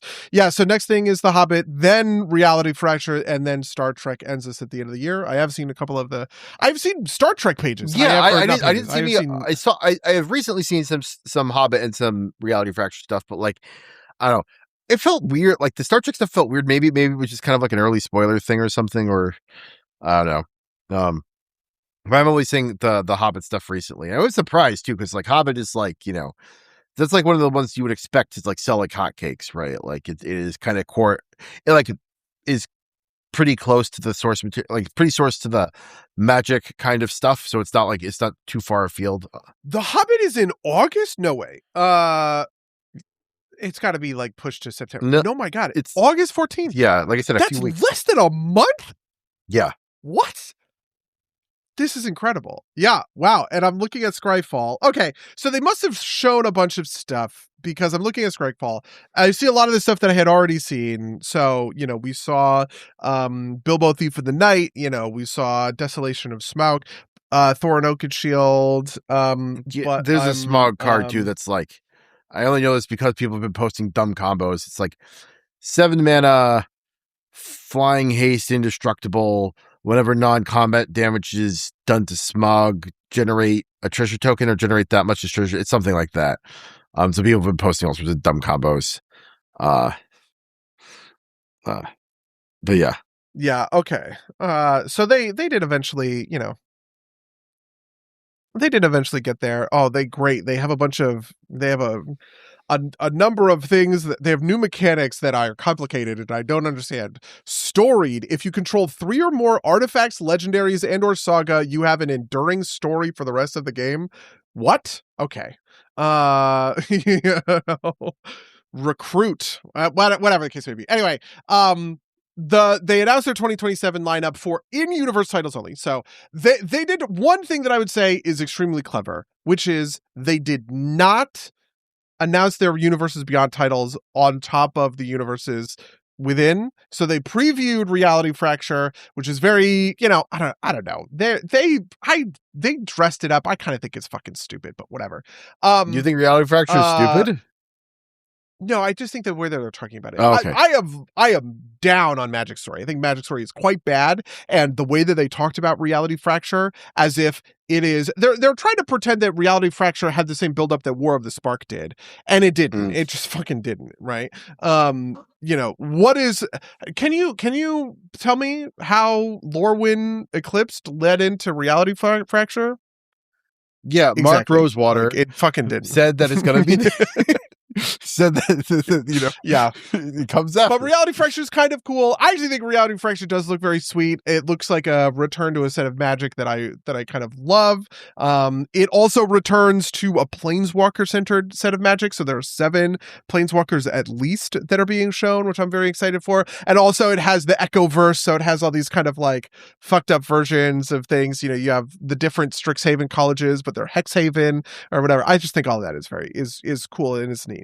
Then we're doing Noctis, which is a fully underwater plane, which we've never been to before, we've never seen, but is going to start the news story. Then we're doing Kamigawa Titanfall, but it's not Titanfall, it's called something Titan Grave, something like that. Yeah, I thought so. Like, I've seen a bunch of stuff. Like my initial thought with Pacific Rim, my favorite one that I've heard is like Neon Genesis, like Kamigawa Yan or whatever, right? Like, it is exactly what it is, because Ikoria is the kaiju plane, where everybody's monsters, right? The kaiju plane crashes into Kamigawa, where it's cyberpunk, and so they have mechs, and so the Kamigawa natives put together big mechs, and they're going to fight off the kaiju, which what a beautiful. No notes, probably going to be a set of all time, right?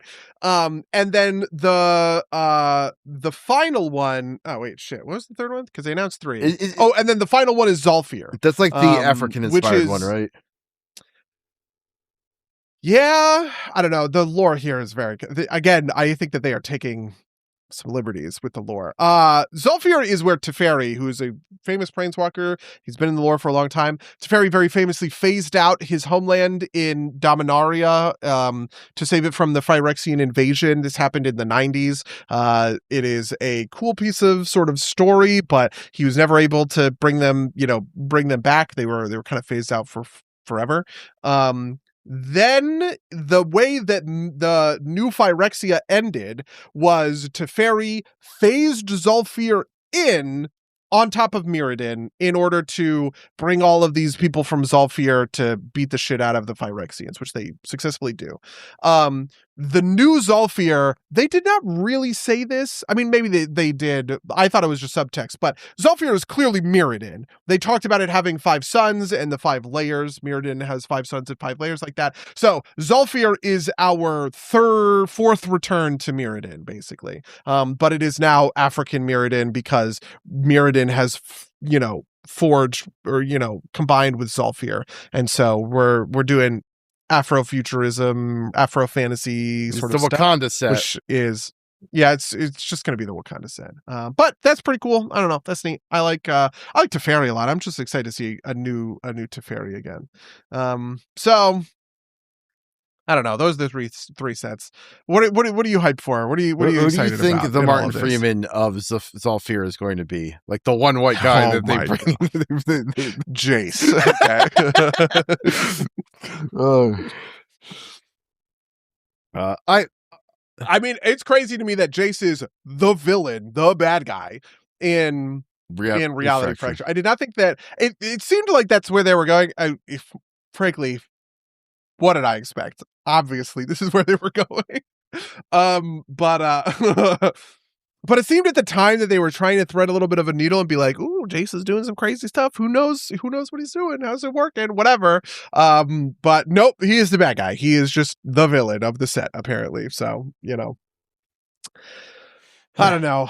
I'm hyped for Reality Fracture. I'm extremely hyped for the Neon Dynasty one. I think that one is going to be sweet. I'm excited for the underwater one, but I just like underwater stuff. So I also like underwater stuff. I'm like, I'm cautious about that one. Like, obviously, I love fucking Aquaman. If this is Aquaman the set, God, come on, are you kidding? Like, I'm so in, right?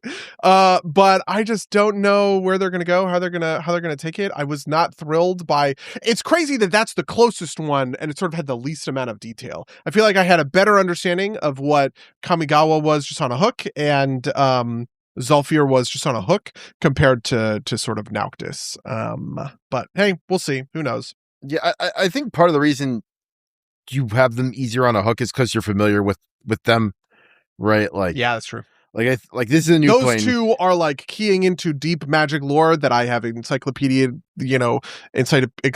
knowledge of compared to whatever. Yeah. I think how many sets came out this year? Like how many like real sets came out this year? Seven total. Okay. I mean, depends. Do you count Teenage Mutant Ninja Turtles? Because that set was small, but yeah, I would count because it's like a real set. Like, yeah. I think that I'm excited because it seems like they are at least partially listening to the people who want, at least the universes within stuff to be respected, right? Which at the beginning of the year feel like it's kind of like, yeah, we'll do some fucking Lorwyn for you assholes, right? Like, that kind of stuff. Whereas it feels like they're winding that back a little bit. There was like I'm not sure of the exact quote that was the source of this, but there have been things that I've seen that's like, it's crazy that Mark Wahlwater told like his core fans to go away, right? Which is like something like, like Universes. I think it was something like Universes Beyond is where we're at, and you just kind of have to deal with that. And I get that, right? Like, I get that, like, it's super profitable, although I don't know how Marvel is doing. And I don't think anything will ever hit Final Fantasy levels, but I don't think Universe Beyond has to be bad, but I also, I appreciate that it seems like they are doing good, real things for the universes within, and I hope that they continue that trend and they get a better balance between that and the Universes Beyond stuff than we have had so far. Yeah. I think it all just depends on the properties, right? If they announce Universes Beyond 9/11, man.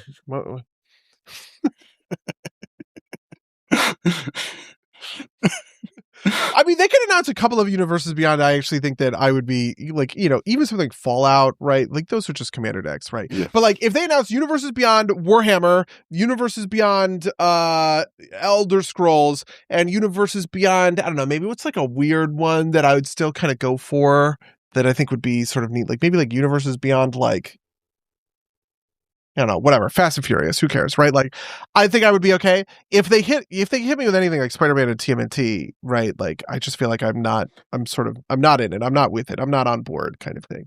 It's funny because I even now, halfway through 2026, I actually think less of Lorwyn than I originally thought. I think both Lorwyn and Strixhaven are a little bit worse sets than I had originally anticipated them to be. Lorwyn should have been 2 sets. Is my that's like it's a take I think I stole from somebody, but like they should have done like the dark side, light side as separate sets, right? Like because that's this is I think the Distraction Makers was talking about this, that like without the blocks you lose this kind of like ability to kind of like follow through on ideas, and I think Lorwyn would have been the right way to do it because it has that like big divide, right? Like, or imagine instead of doing Strixhaven, Reality Fracture, we had a Strixhaven, Hexhaven, and then that could lead to Reality Fracture as kind of like a pseudo block type of deal. Yeah, actually, I do kind of think that that's sort of correct. There's also this thing of, so for instance, something I was thinking about is when they built up to the Phyrexians, the way that happened was they were doing the individual sets, right? So it was the individual Kaldheim set, it was the individual Neon Dynasty set, it was the individual New Capenna set. Each one of those sets had a Phyrexian Praetor in him, right? So you had Vorinclex in Kaldheim, and this is where Vorinclex learns about Vorinclex learns about the oh fuck, what was it? The world tree, right? The world tree would eventually create all the omen paths, right? In the Kamigawa set, Jin Gitaxias creates the reality chip and uses it to complete a planeswalker. Complete is spelled PLEAT, not complete like complete the set kind of thing. Which is planeswalkers used to be immune to the Phyrexian oil, and now they no longer are. And so we got Tamio, who is the first completed planeswalker in that, in that set, which is like crazy and cool. Then in New Capenna, you find out that there is this substance Halo that all the gangs are fighting about in New Capenna that can counteract the Phyrexian oil, right? This is kind of angel dust. It is drugs, but it's basically heroin. You use space heroin, okay, to deal with the zombie oil. All right, Mango, does this make sense to you lore-wise? It made sense to me at the time, okay? It makes sense to me that Star Trek is going to be a set at the end of this, because this sounds like a Star Trek plot, right? Like, yeah, I guess so. You got to get the heroin from the gangster planet, right? Like, yeah, with like everything with Aether Drifts, with, into Tarkir, into Lorwyn, into Strixhaven. Strixhaven had Ral, who is clearly the Echoverse version of Ral, right? The black Ral Zarek rather than a red or a blue Ral Zarek. It just going into Reality Fracture, it doesn't have the same sort of narrative buildup. I can't tell you what Lorwyn Eclipsed is about, or explain to you how Lorwyn Eclipsed leads into Reality Fracture, and I really want to be able to. And I think that's the thing that's killing these sets a little bit for me. Plus, also the designs are not amazing for what I'm looking for Commander. I was thinking about this the other day. It's kind of wild that Lorwyn did not have a blue-white Merfolk commander. Like that's a Merfolk archetype that people want to be able to make. I think there is a guy for it, but he fucking sucks. Oh, okay, I see what you're saying. Yeah, because there's like the one like flipping, flip it. Sig could flip and do both. Yeah. So I don't know. We'll see. The other thing here is that they also announced this like mystery commander booster, and I've been like trying to, because I'm going to be at Gen Con, right? Everybody thinks this is like, mystery event with Gavin Verhey, right? That's what it's going to be. And they're not all sold out, but I don't have any room in my schedule for it. And it would be to just play it, right? Like apparently the only way to like actually I had thought I might be able to buy a box. Apparently the only way to do it is like to fucking fight for festival in a box slots, online. So, guess that's what we're all doing one day is like, try to. Yeah. I was like, I'm just going to hand you $200 or something. Like, get me one. Right. Yeah. I would like to give you $2,000. Get me 10. Right. Like, well, what we are probably going to have to do is, all get in line at like, for the morning, there. And all of us, like, try and buy 2 of them, and like, hopefully at least one of us hits, right? Like, type of deal. Yeah. I want that so bad. Yeah. That to me, that's like, it's so perfect. It's so, anyway. I was never like, so I was looking to maybe get a second mystery booster too, since I still have that hanging around. Because I figured, maybe if I get a second one, I'll open one, instead of just like letting it sit on the shelf until we can figure out how to play it at the time to draft. But I knew that I wasn't going to get one when I got into the lobby, I set up my order, and then I don't know how they do. I think they randomize it somehow, but it's like, you have more than an hour to wait. I was like, I don't know if I'm going to get it. And then when the time started dropping by dropping in like 15-minute chunks, it's like, I see. It's sold out, and everybody's dropping out of the line as soon as they get told that that there's no more product left. So, it's gonna be. Hey, they did a secret layer that's print to demand again. Maybe they'll do it again. I don't know. Yeah. But yeah. To me, this stuff is like the coolest, right? I really want to dress that mystery booster box. I actually kind of think that maybe we could also like cube it or something like that. Where if you hold all of the cards together, we can just redraft the same group. People do this sometimes. Yeah, like essentially make a cube. Yeah, exactly. But I need to refill on the command. I should have done this in the fucking proxy order. We talked about it. But, yeah. We will eventually later this year, after I have saved some money from spending lots of money recently, on my beautiful new graphics card that is going to play Starfield so amazingly, to bring it full circle. Okay. I think we'll do a proxy order. We'll get all those plane chase cards. We'll like, I don't know, we'll put together all of those extra little decks that we sort of talked about and get a new refill of the commander draft cards. I found on my shelf. I have a full set of the archenemy cards. So we could do that at some point. That's amazing. Yeah. Where did you get those? I don't know. I just like they came with something I bought at some point and they were just sitting on my shelf. I'm like, oh, what's this album? It's like it's all the fucking, it's the I don't know if it's like a particular set of them, but yeah, I've got. That's cool. I would love to play Archenemy Commander. I actually think Archenemy. We played a bunch of Archenemy Commander because Archenemy came out right when we were leaving college, I think, and I played a bunch. I played that in Plane Chase, and we played them both as Commander. But like part of it, I don't know, it's so different. One of the things I was talking about when we were coming home from Frank's house when we were playing the other day was when I used to play in college. The reason that these game modes were so fun is because we only had one deck. I had one deck. I had Rexio the Risen Deep. I never won ever in my life. The way I won on that with that deck was like I time stretched because you could play a 10 mana commander, a 10 mana card like that. What we're doing is we're constantly buying new decks to play with. And so, I love the idea of rolling the D12, right? But I wonder if there will ever be a time when we just stabilize and we go, well, these are my decks. My decks. I'm going to pull this card out of this deck because we spend so much time having to explain every single card that we play, right? And I wonder if we'll get to a point where we just kind of go, oh, this is my blank deck. You have seen it 100 times, right? Yeah. In the same way. That's what made Archenemy and Plane Chase so fun at the time was I had played this deck into the ground with all of my friends and we were looking for new exciting ways that we could play these same decks against one another, and we found them in Archenemy and Plane Chase. I wonder if that'll be the same sort of thing. But I think Archenemy is sweet. I think Archenemy where 3v1 somebody has the Archenemy cards and they're playing just like a really powerful strong kind of turbo deck. I really wonder if they can pull out a win with that. Yeah. No, I agree.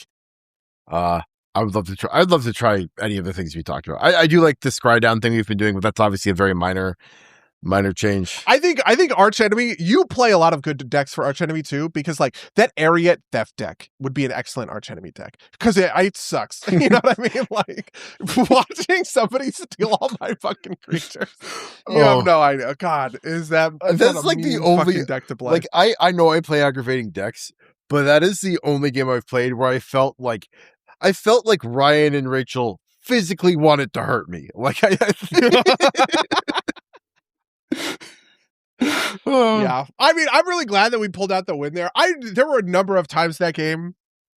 I actually really liked the two-headed giant format for it. I thought that was really perfect. It sped up the game quite a lot, which I think is excellent. God, so good. Really, the thing that bothers me the most is turn length. We need a clock. All I want to do is I just want to put a clock in the center of the table.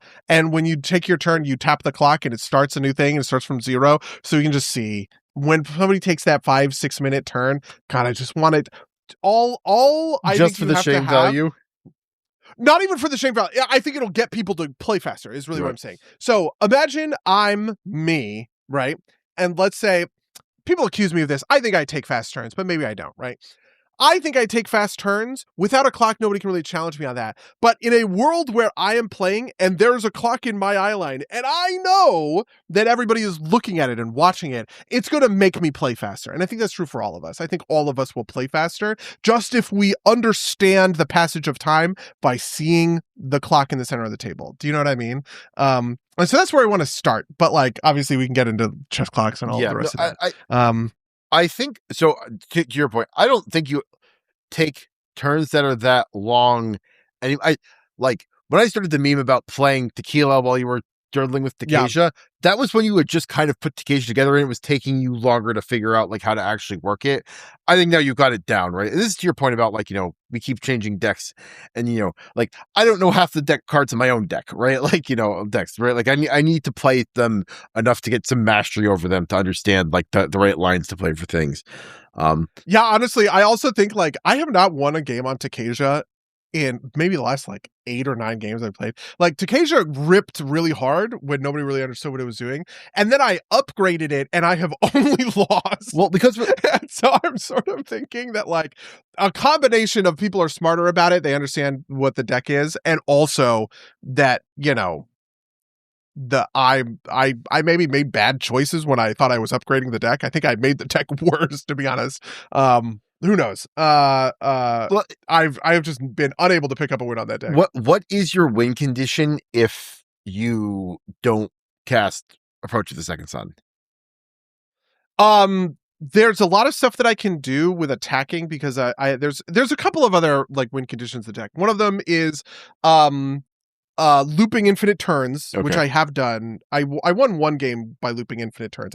Where I said at this point I just take infinite turns. Nobody has disruption for this? Okay, I take infinite turns and I kill all of you, kind of thing, and we all just scooped at that point. The other one is there's a couple of offensive wins that I can get with Takesha, which are Miri when she taps. Only one creature can block that combat, so then I can tap Miri with Takesha's ability and then full send my board, and that's enough to kill. And then there's also an enchantment in there that like there's the number of where it's like you get creatures get +X equal to the number of creatures that came into play, and so you play a bunch of creatures, or you have there's a couple of combos where you tap, make a creature, and then intruder alarm stuff. So there's like a couple of those, but yeah, Takesha mostly has actually just been iced out because people kill Takesha extremely I was going to say, I think that's the big thing is that it is very reliant on Takesha to like, it's like a very commander focused deck, right? Like that is, yeah, like the whole deck is about, here are a bunch of creatures who have cool payoffs if you can tap them at will, and Takesha is the thing that gives them the ability to tap at will, and people I play Takesha and she instantly dies, and I go, okay, all right, yeah, fair enough. Yeah, it is like that's something I have found myself building better around, which is like not having them be so like having ways to win without the commander there, right? Like I have a couple of in that Ariete deck. I have a couple of enchantments that will still work if I'm not casting them to capture things, right? Like so. Yeah, I'm thinking about that more and more these days. I totally understand it now. I used to really. I mean, it sucks because it's against the spirit of the format, sort of against the spirit of the format a little bit. Yeah, like the spirit of the format, I think, is about find a cool commander, build a synergistic deck around it. But people talk about good stuff, right? Where you just run all of the best cards in your colors, and your commander doesn't really matter at that point. You just kind of have a commander. It's just, I'm playing red, green, good stuff, right? I actually think that kind of just defines my Ruby deck. Ruby is there to be a mana rock on turn 2. On turn 2, I'm going to tap Ruby for mana, and then the deck takes it from there. There's really not much more to her than that. You can kill Ruby; it's never going to take the deck apart. But you kill Takesha, you kill Quintorius, you kill just a number of other sort of like decks that I have, and the whole deck kind of falls apart. And that sort of sucks. That sort of sucks to like deal with. But I don't know. Yeah. Well, we've been going for a while. What have you been doing with your past 3 weeks? I don't know. I've been playing a lot of XCOM. I have basically beat XCOM 2, War of the Chosen. Did you ever play War of the Chosen, the big update, no. The expansion that they made? Or if I did, okay. I would say I always got caught in XCOM 2. Like I would be like, I'd play it for hours and hours, then like lose a battle and then restart, and just because I just ended up playing on Iron Man. And I did that like I also insisted on playing on Iron Man, and normally I have I'm on my Iron Man campaign 9. Okay, I have not completed 9 Iron Man campaigns. I think I've completed 2 or 3. The first time I played with Save Scumming. The second time I played Iron Man. But that also includes, actually, I think my true number of Iron Man campaigns is probably like 15 or 16 or something, because XCOM War of the Chosen and XCOM 2 use different save things, and I'm on Iron Man 9 for XCOM War of the Chosen. Typically what happens is I get really butt fucked on a mission where just all my best guys all die, and I kind of quit out on there. This has not happened in this run of XCOM 2 so far. I have had a number of really brutal missions where I've lost like 3 of my very best people. My first colonel died. My first major died. I had one girl who was my medic. You know, she was like, all of my healing was this one kind of character. She died, and those all suck. And every time that happened, I just quit out of the game. I would like finish the mission, but then I would quit and I would move on. But I kept coming back to it, and I guess for as long as that, you know, I don't know, that I just keep coming back to it. I have now killed all of the chosen though, and the thing that I think kind of makes XCOM a little bit of the worst is you now have the like kind of perfect equipment where like you have the best armor, you have the best weapons, you know, you get these really powerful weapons off the chosen when you kill them. I've now killed all 3 chosen, so I have just like the best possible sort of weapons. And the way that I always do this is I put off the main quest until the very end, and now the main quest is like piss easy, and I don't know if I'm actually going to complete it or not. I'm maybe just going to give myself the win and pretend I beat the game, even though I have technically like 6 or 7 more missions to go through to learn all of the lore and do, you know, the Advent Black Sites or whatever. Killing the chosen really feels like the end game to me, right? Like I killed all 3 of these chosen. They're really powerful. I leveled up my boys, all of the rest of it. I played Stellaris. I've been playing a ton of fucking Stellaris, which I have also been restarting all the time. I am now doing a terrible thing in Stellaris, which is like looking up kind of builds.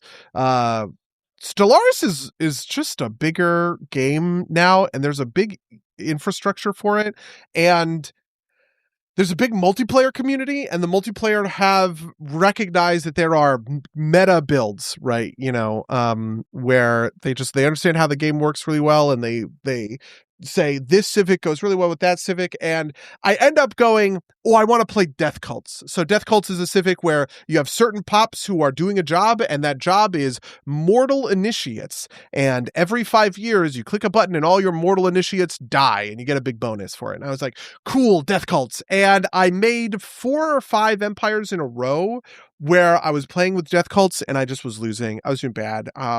This was not great. And I kept restarting and tinkering. And eventually I just got to this point where I looked up best Death Cults build, right? And I read a Reddit thread and I was like, ooh, okay, this seems fun. You know, this origin plus that other civic plus this species characteristic, whatever. And I don't know. That's fun. That's interesting. That's sort of something.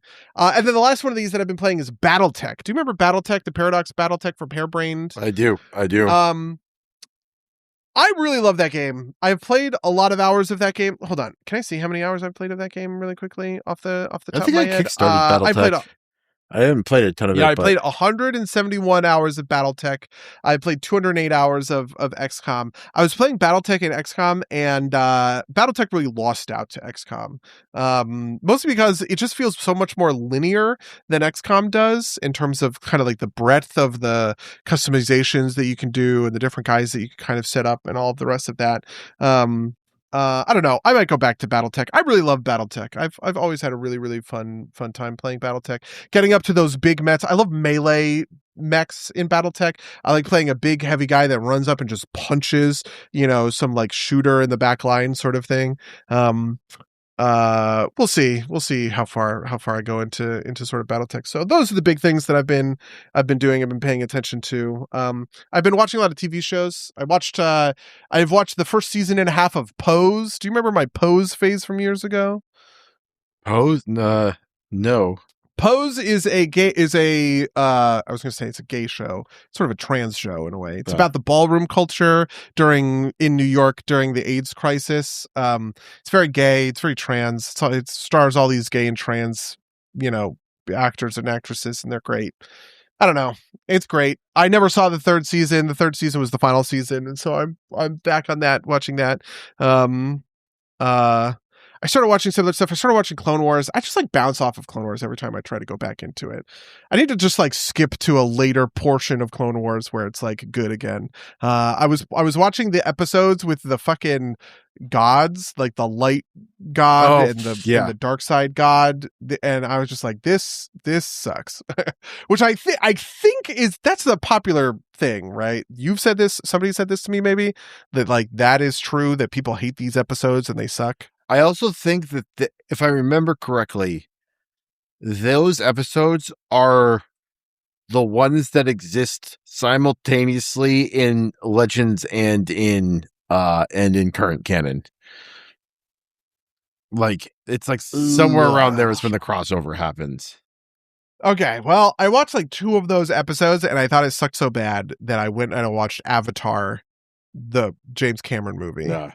And then I watched Avatar 2 and Avatar 3.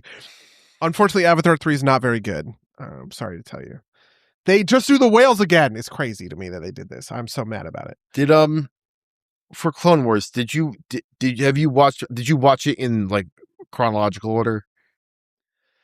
I resumed. I guess so. I resumed where I was. No. So which was somewhere in season 3. They kind of wanted to do it as a anthology type thing, but there are like clearly episodes that come after. You have to like look up a guide in order to like watch them in universe chronological order.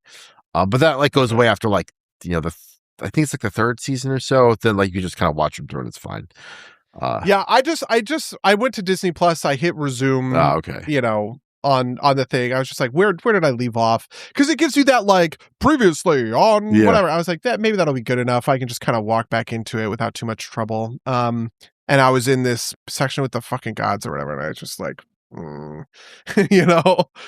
Yeah, the manifestations of the Force or whatever. Have you gotten to Meber Gascon yet? Which is like those episodes are bad, but they're like fun in a shitposty way, right? It's like this is such a fucking glup shitto. No, he is like the glup shitto, right? Like Meber Gascon. I have never seen this guy before in my fucking life. He it's Droid Squad is like the actual series of episodes, but Meber Gascon is like rides around the head of one of the droids, right? Like that is like the whole, okay. It is a dumb side arc, but it is like it is so stupid that it's fun, right? I at least enjoy it from a best of the worst type of perspective. Whereas like D Squad, okay, yeah, Droid Squad, I guess. All right, Meber Gascon. He's like the glup. I don't know. The glup shitto tweet is so fucking good. It perfectly describes. So like everything else on the internet, I think glup. Like, do you think Alonsley's Bagano is a glup shitto? Like, what in your mind is the definition? Who the fuck? Alonsi Bagano? What? Who's that? He's the guy that says, "Do you want any death sticks?" And Obi-Wan says, "You want?"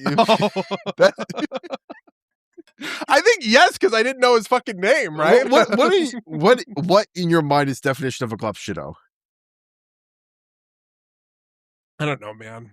That's a good question. Yeah, it's because like we could probably do where are the boundaries of glup shitto? Because like my first instinct was like a minor character like Boss Nass is a glup shitto. I think Boss Nass. If you told me that they were a glup shitto, but then I was thinking, yeah, exactly. I was thinking, wow, Boss Nass is maybe like too much.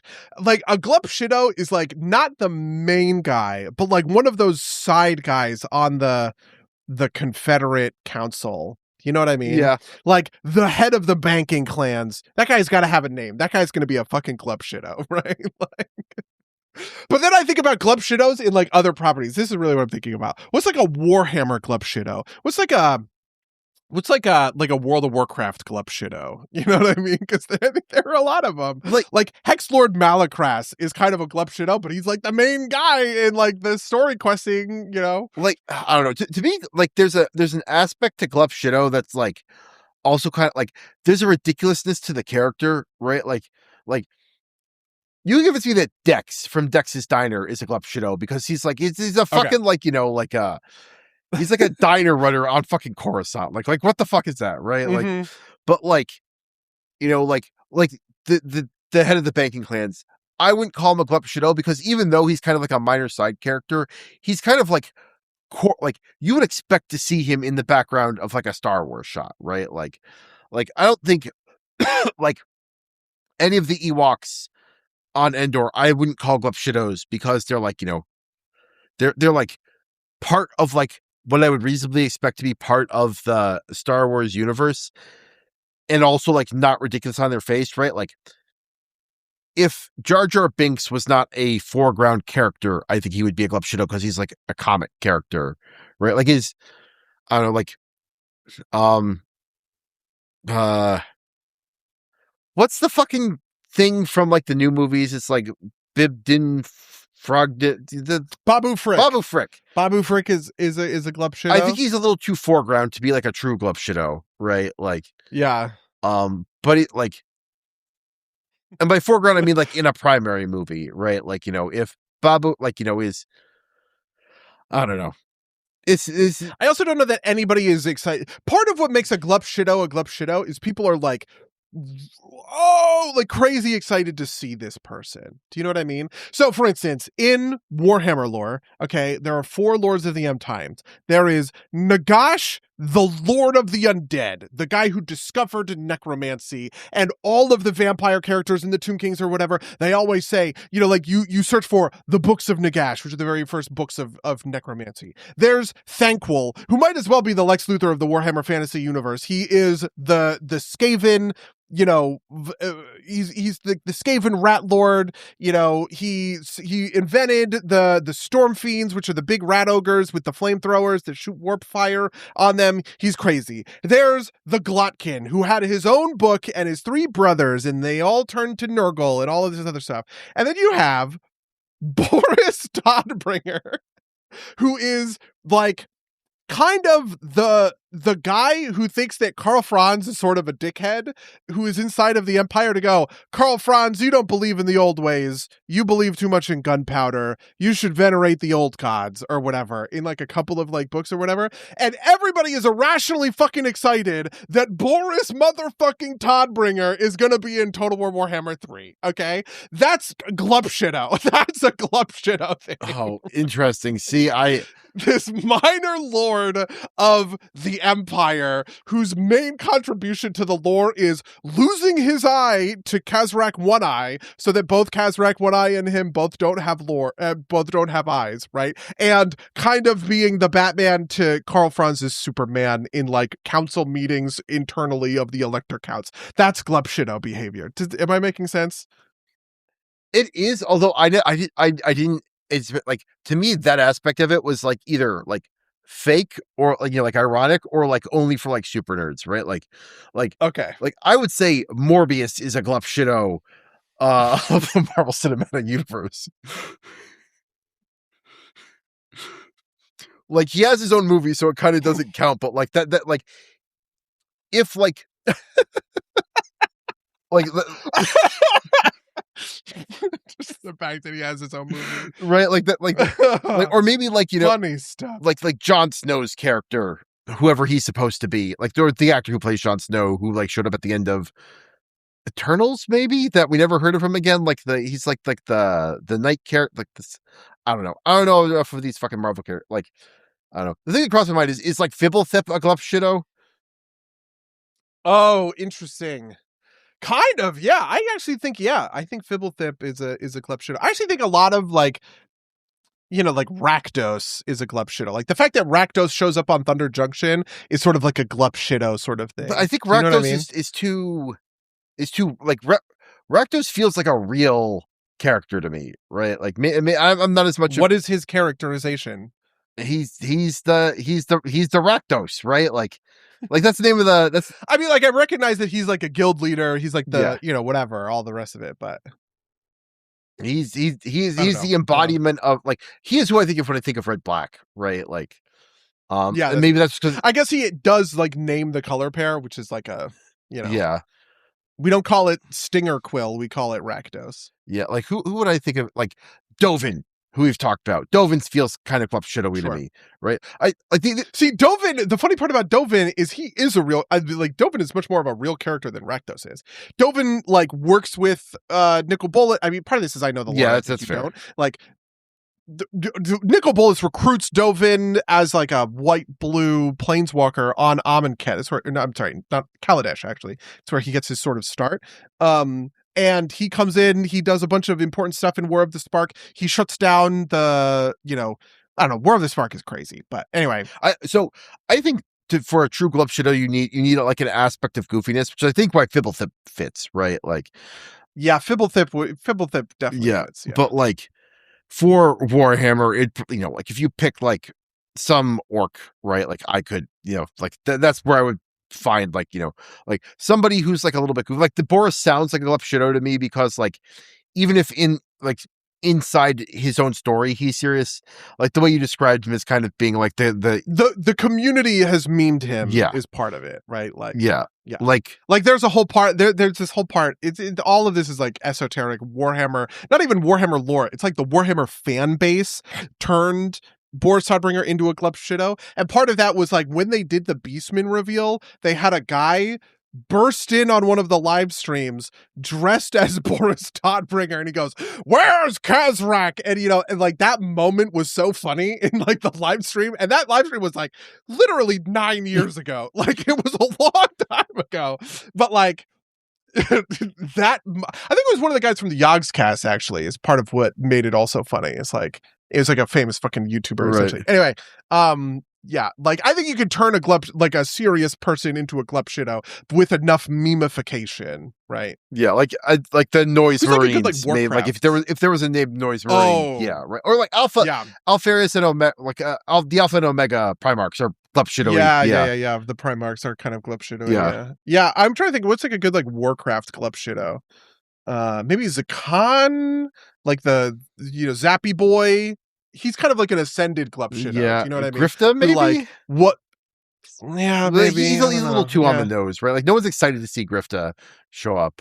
Yeah, but like, yeah, I don't know. Yeah, maybe Grifta. Does a Gleb Shido have to have a story purpose? That's kind of how I think of it, but like, maybe not. I think you have to kind of like, at least ironically, pog when you see him, right? Like, who would that be for Warcraft? Like, I don't know. Dagran, when Dagran came back in War Within, maybe? Did you pog seeing this baby as a teenager? Not really. I don't know. It's funny because Warcraft is so ripe for it. Warcraft probably has like hundreds of Gleb Shidos, but like maybe we're too close to it. We can't even see the Gleb Shido-ness of them because we play World of Warcraft. Mechatork in the Legion cinematic. Yeah, okay. Like, I can see that. Sure. In my mind, the reason they put him in the Legion cinematic is because that's when fucking what's the Red Panda YouTuber? I can't remember his name. He had like the fucking shitty history of Warcraft, and he had this comment about like the leader of the gnomes who has not shown up in any cinematic, right? And then like the immediate, like he shows up in the Legion cinematic. It's like that's why. So that's my kind of best guess. The problem is that like Warcraft is actually good about like not like memify like all the memes like Illidan is not a Gleb Shido because he's too central, and like the memification always happens to like these central-ish characters, right? Like Dreadlord Jaina, right? Like would be like it's like the closest thing I could like. It has to be something that's a meme. Yeah, this is why I was thinking Zakan because he starts as Zappy Boy, right? Yeah, this troll in the cinematic who zaps, and then they turned him into a real character. Like we know that he wasn't supposed to be anything more real than that, but like because players had this big, this big reaction to him, they kind of like invested more. I don't know. Yeah, red shirt guy is a Gleb Shido. Red shirt guy.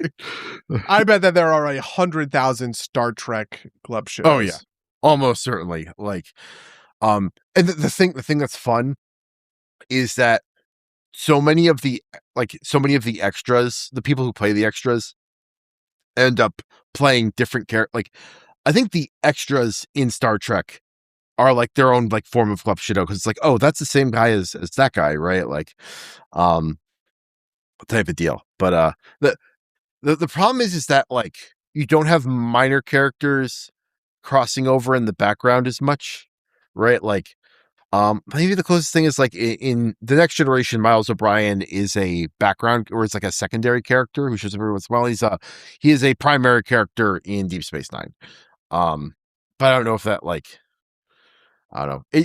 It's weird because like, I think part of it is that we also don't engage, like I don't engage with enough like ancillary Star Trek media for me to identify these. I think that's actually a big part of it, right? Is that like the glove shadow effect is strongest if there's like a broad base of things and like you spot him in like an ancillary piece of media, right? Like there's Warcraft is almost all in World of Warcraft, so there's nothing like to spot like a glove shadow in, right? Like part of the glove shadowness is like if you watch the Ahsoka, like, if I watched fucking, you know, season 2 of season 3 or 4 of Andor and fucking Meeber Gascon showed up in the background, I would fucking lose my shit because that's so fucking stupid, right? But that it's because it's, or like if Meeber Gascon showed up in like, you know, The Last Jedi or something, right?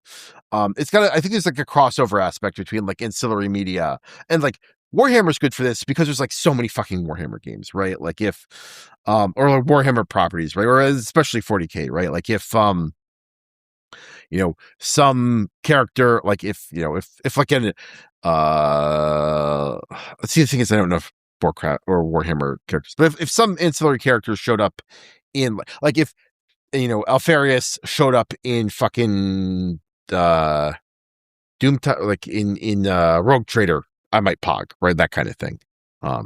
Yeah. Well, no, we've talked about glove shadows for half an hour. The anatomy of a glove shadow. Okay, yeah. Say on my side, I've been playing Marathon. I beat Mina the Hollower, which I thought was I kickstarted it. I didn't get around to playing. Is it good?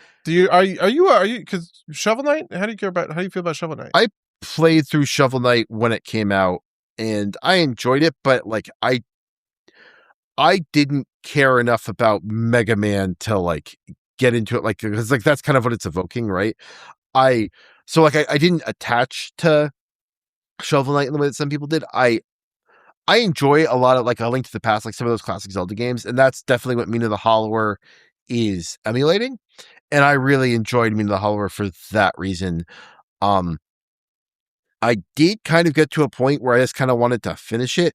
There was only one boss that like really like I thought was unfair. But everything else like felt like it had enough difficulty to feel like it was a reasonable challenge. I did get to the point where I was like, I don't care enough to 100% this game. I'm just gonna kind of like I'm gonna stop and just like finish the story because like, you know, there's often with games I will get to the point like there is a point in the game where you get like the checklist screen and you can like, you know, go find every jot and tittle type thing, and I got to that point. I was like, I just want to finish this game, and I went and I finished it. I am a little bit down on the story, but I'm a little bit more open to talking. But it was a fun time. It took me like 23 hours to beat. And I had a perfectly good time with it. I would recommend it if you like, you know, classic Zelda style games. You know, it's got interesting combat. You know, that kind of stuff. But I don't find myself wanting to run back to it. What else have I been playing? I've been playing Soul Chesta, which is like just it's one of these roguelites.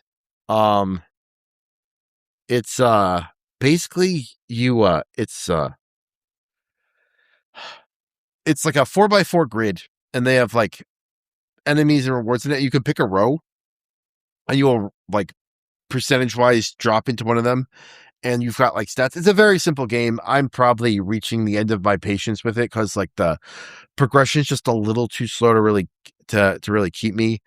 But you know, it's a fine game. It's, you know, it's one of these cheap things that I don't mind checking out. But yeah, other big thing is my wife and I alternate TV seasons. My wife's last season was the Ken Burns American Revolution documentary. We finished that. And so we have entered the era of things we watched in high school that we want to show each other. So my series is House. So we're making our way through the first season of House. And it's a fun show. I don't know enough about medicine to care about the accuracy of it. So that's fine for me. I suspect it, or my read on it, especially seeing some stuff like there's occasionally a thing that I will know something about.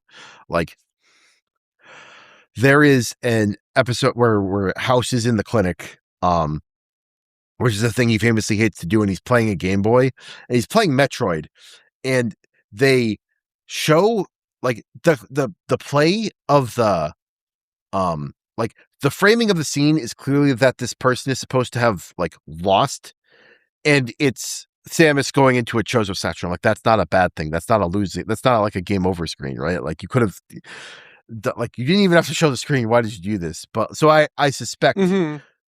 I suspect most of the medicine isn't great. But it is fun. It is a fun to watch because um having watched some British Hugh Laurie, right? Like some of his stuff from like when he was a comedic actor, like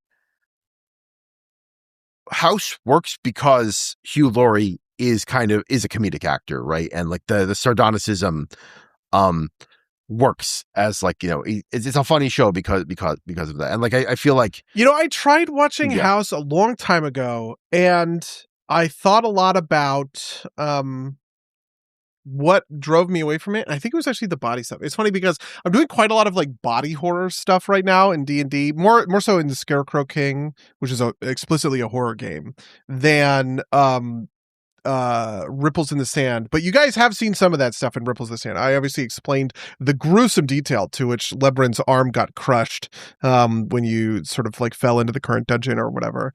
And I was thinking about House. The thing that really got the place where I stopped watching House was there was an episode where a guy's eyeball exploded.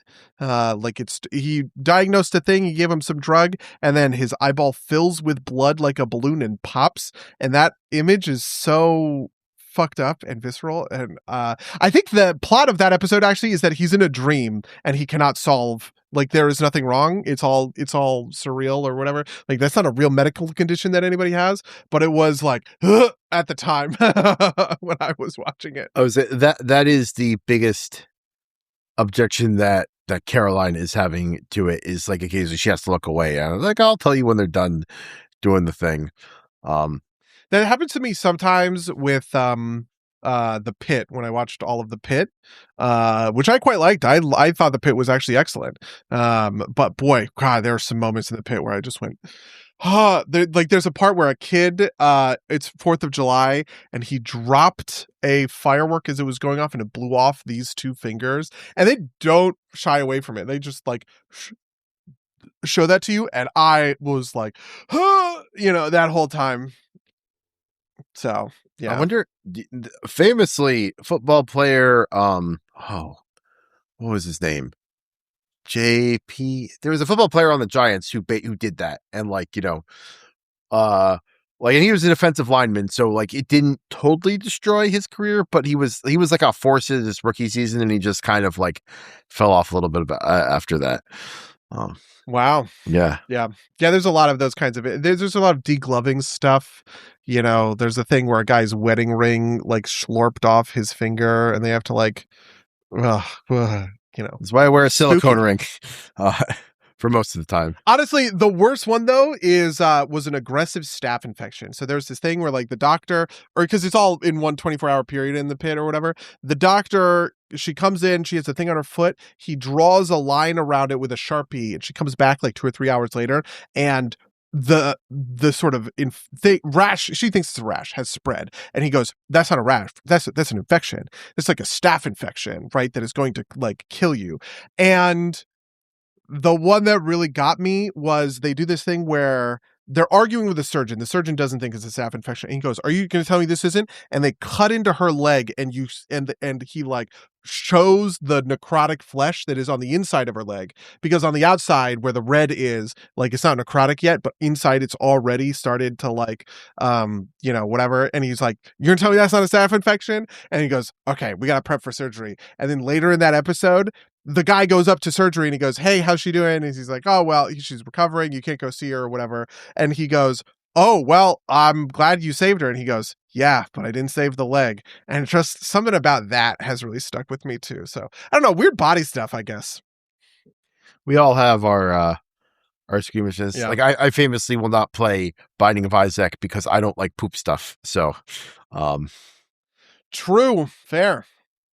The degloving injury in season 1 made me cover the screen with my hand in front of my face. Yeah, I get it. Fair enough. Huh. Yeah. All right. Is there anything else or should we get out of here? We maybe made up for some lost ground given that we've talked for 2 hours and 40 minutes. Yeah, oh my god, yeah. Special bonus length, episode. With that, my headphones are dying. So with that, I'm going to say, if you, what is it? If you'd like to email us about any of the things we talked about in this podcast, email us at gmail.com or podcast@com. You can rate and review us wherever you find podcasts. All links will be down in the description. But do you have anything you're looking to promote? Mentabi release date, did I announce? Yeah, Mentabi release date 2 weeks. That's it. Mentabi's coming out in a bit. Awesome. And with that, I'm going to say until next time, dear listeners. Until next time, loyal listeners.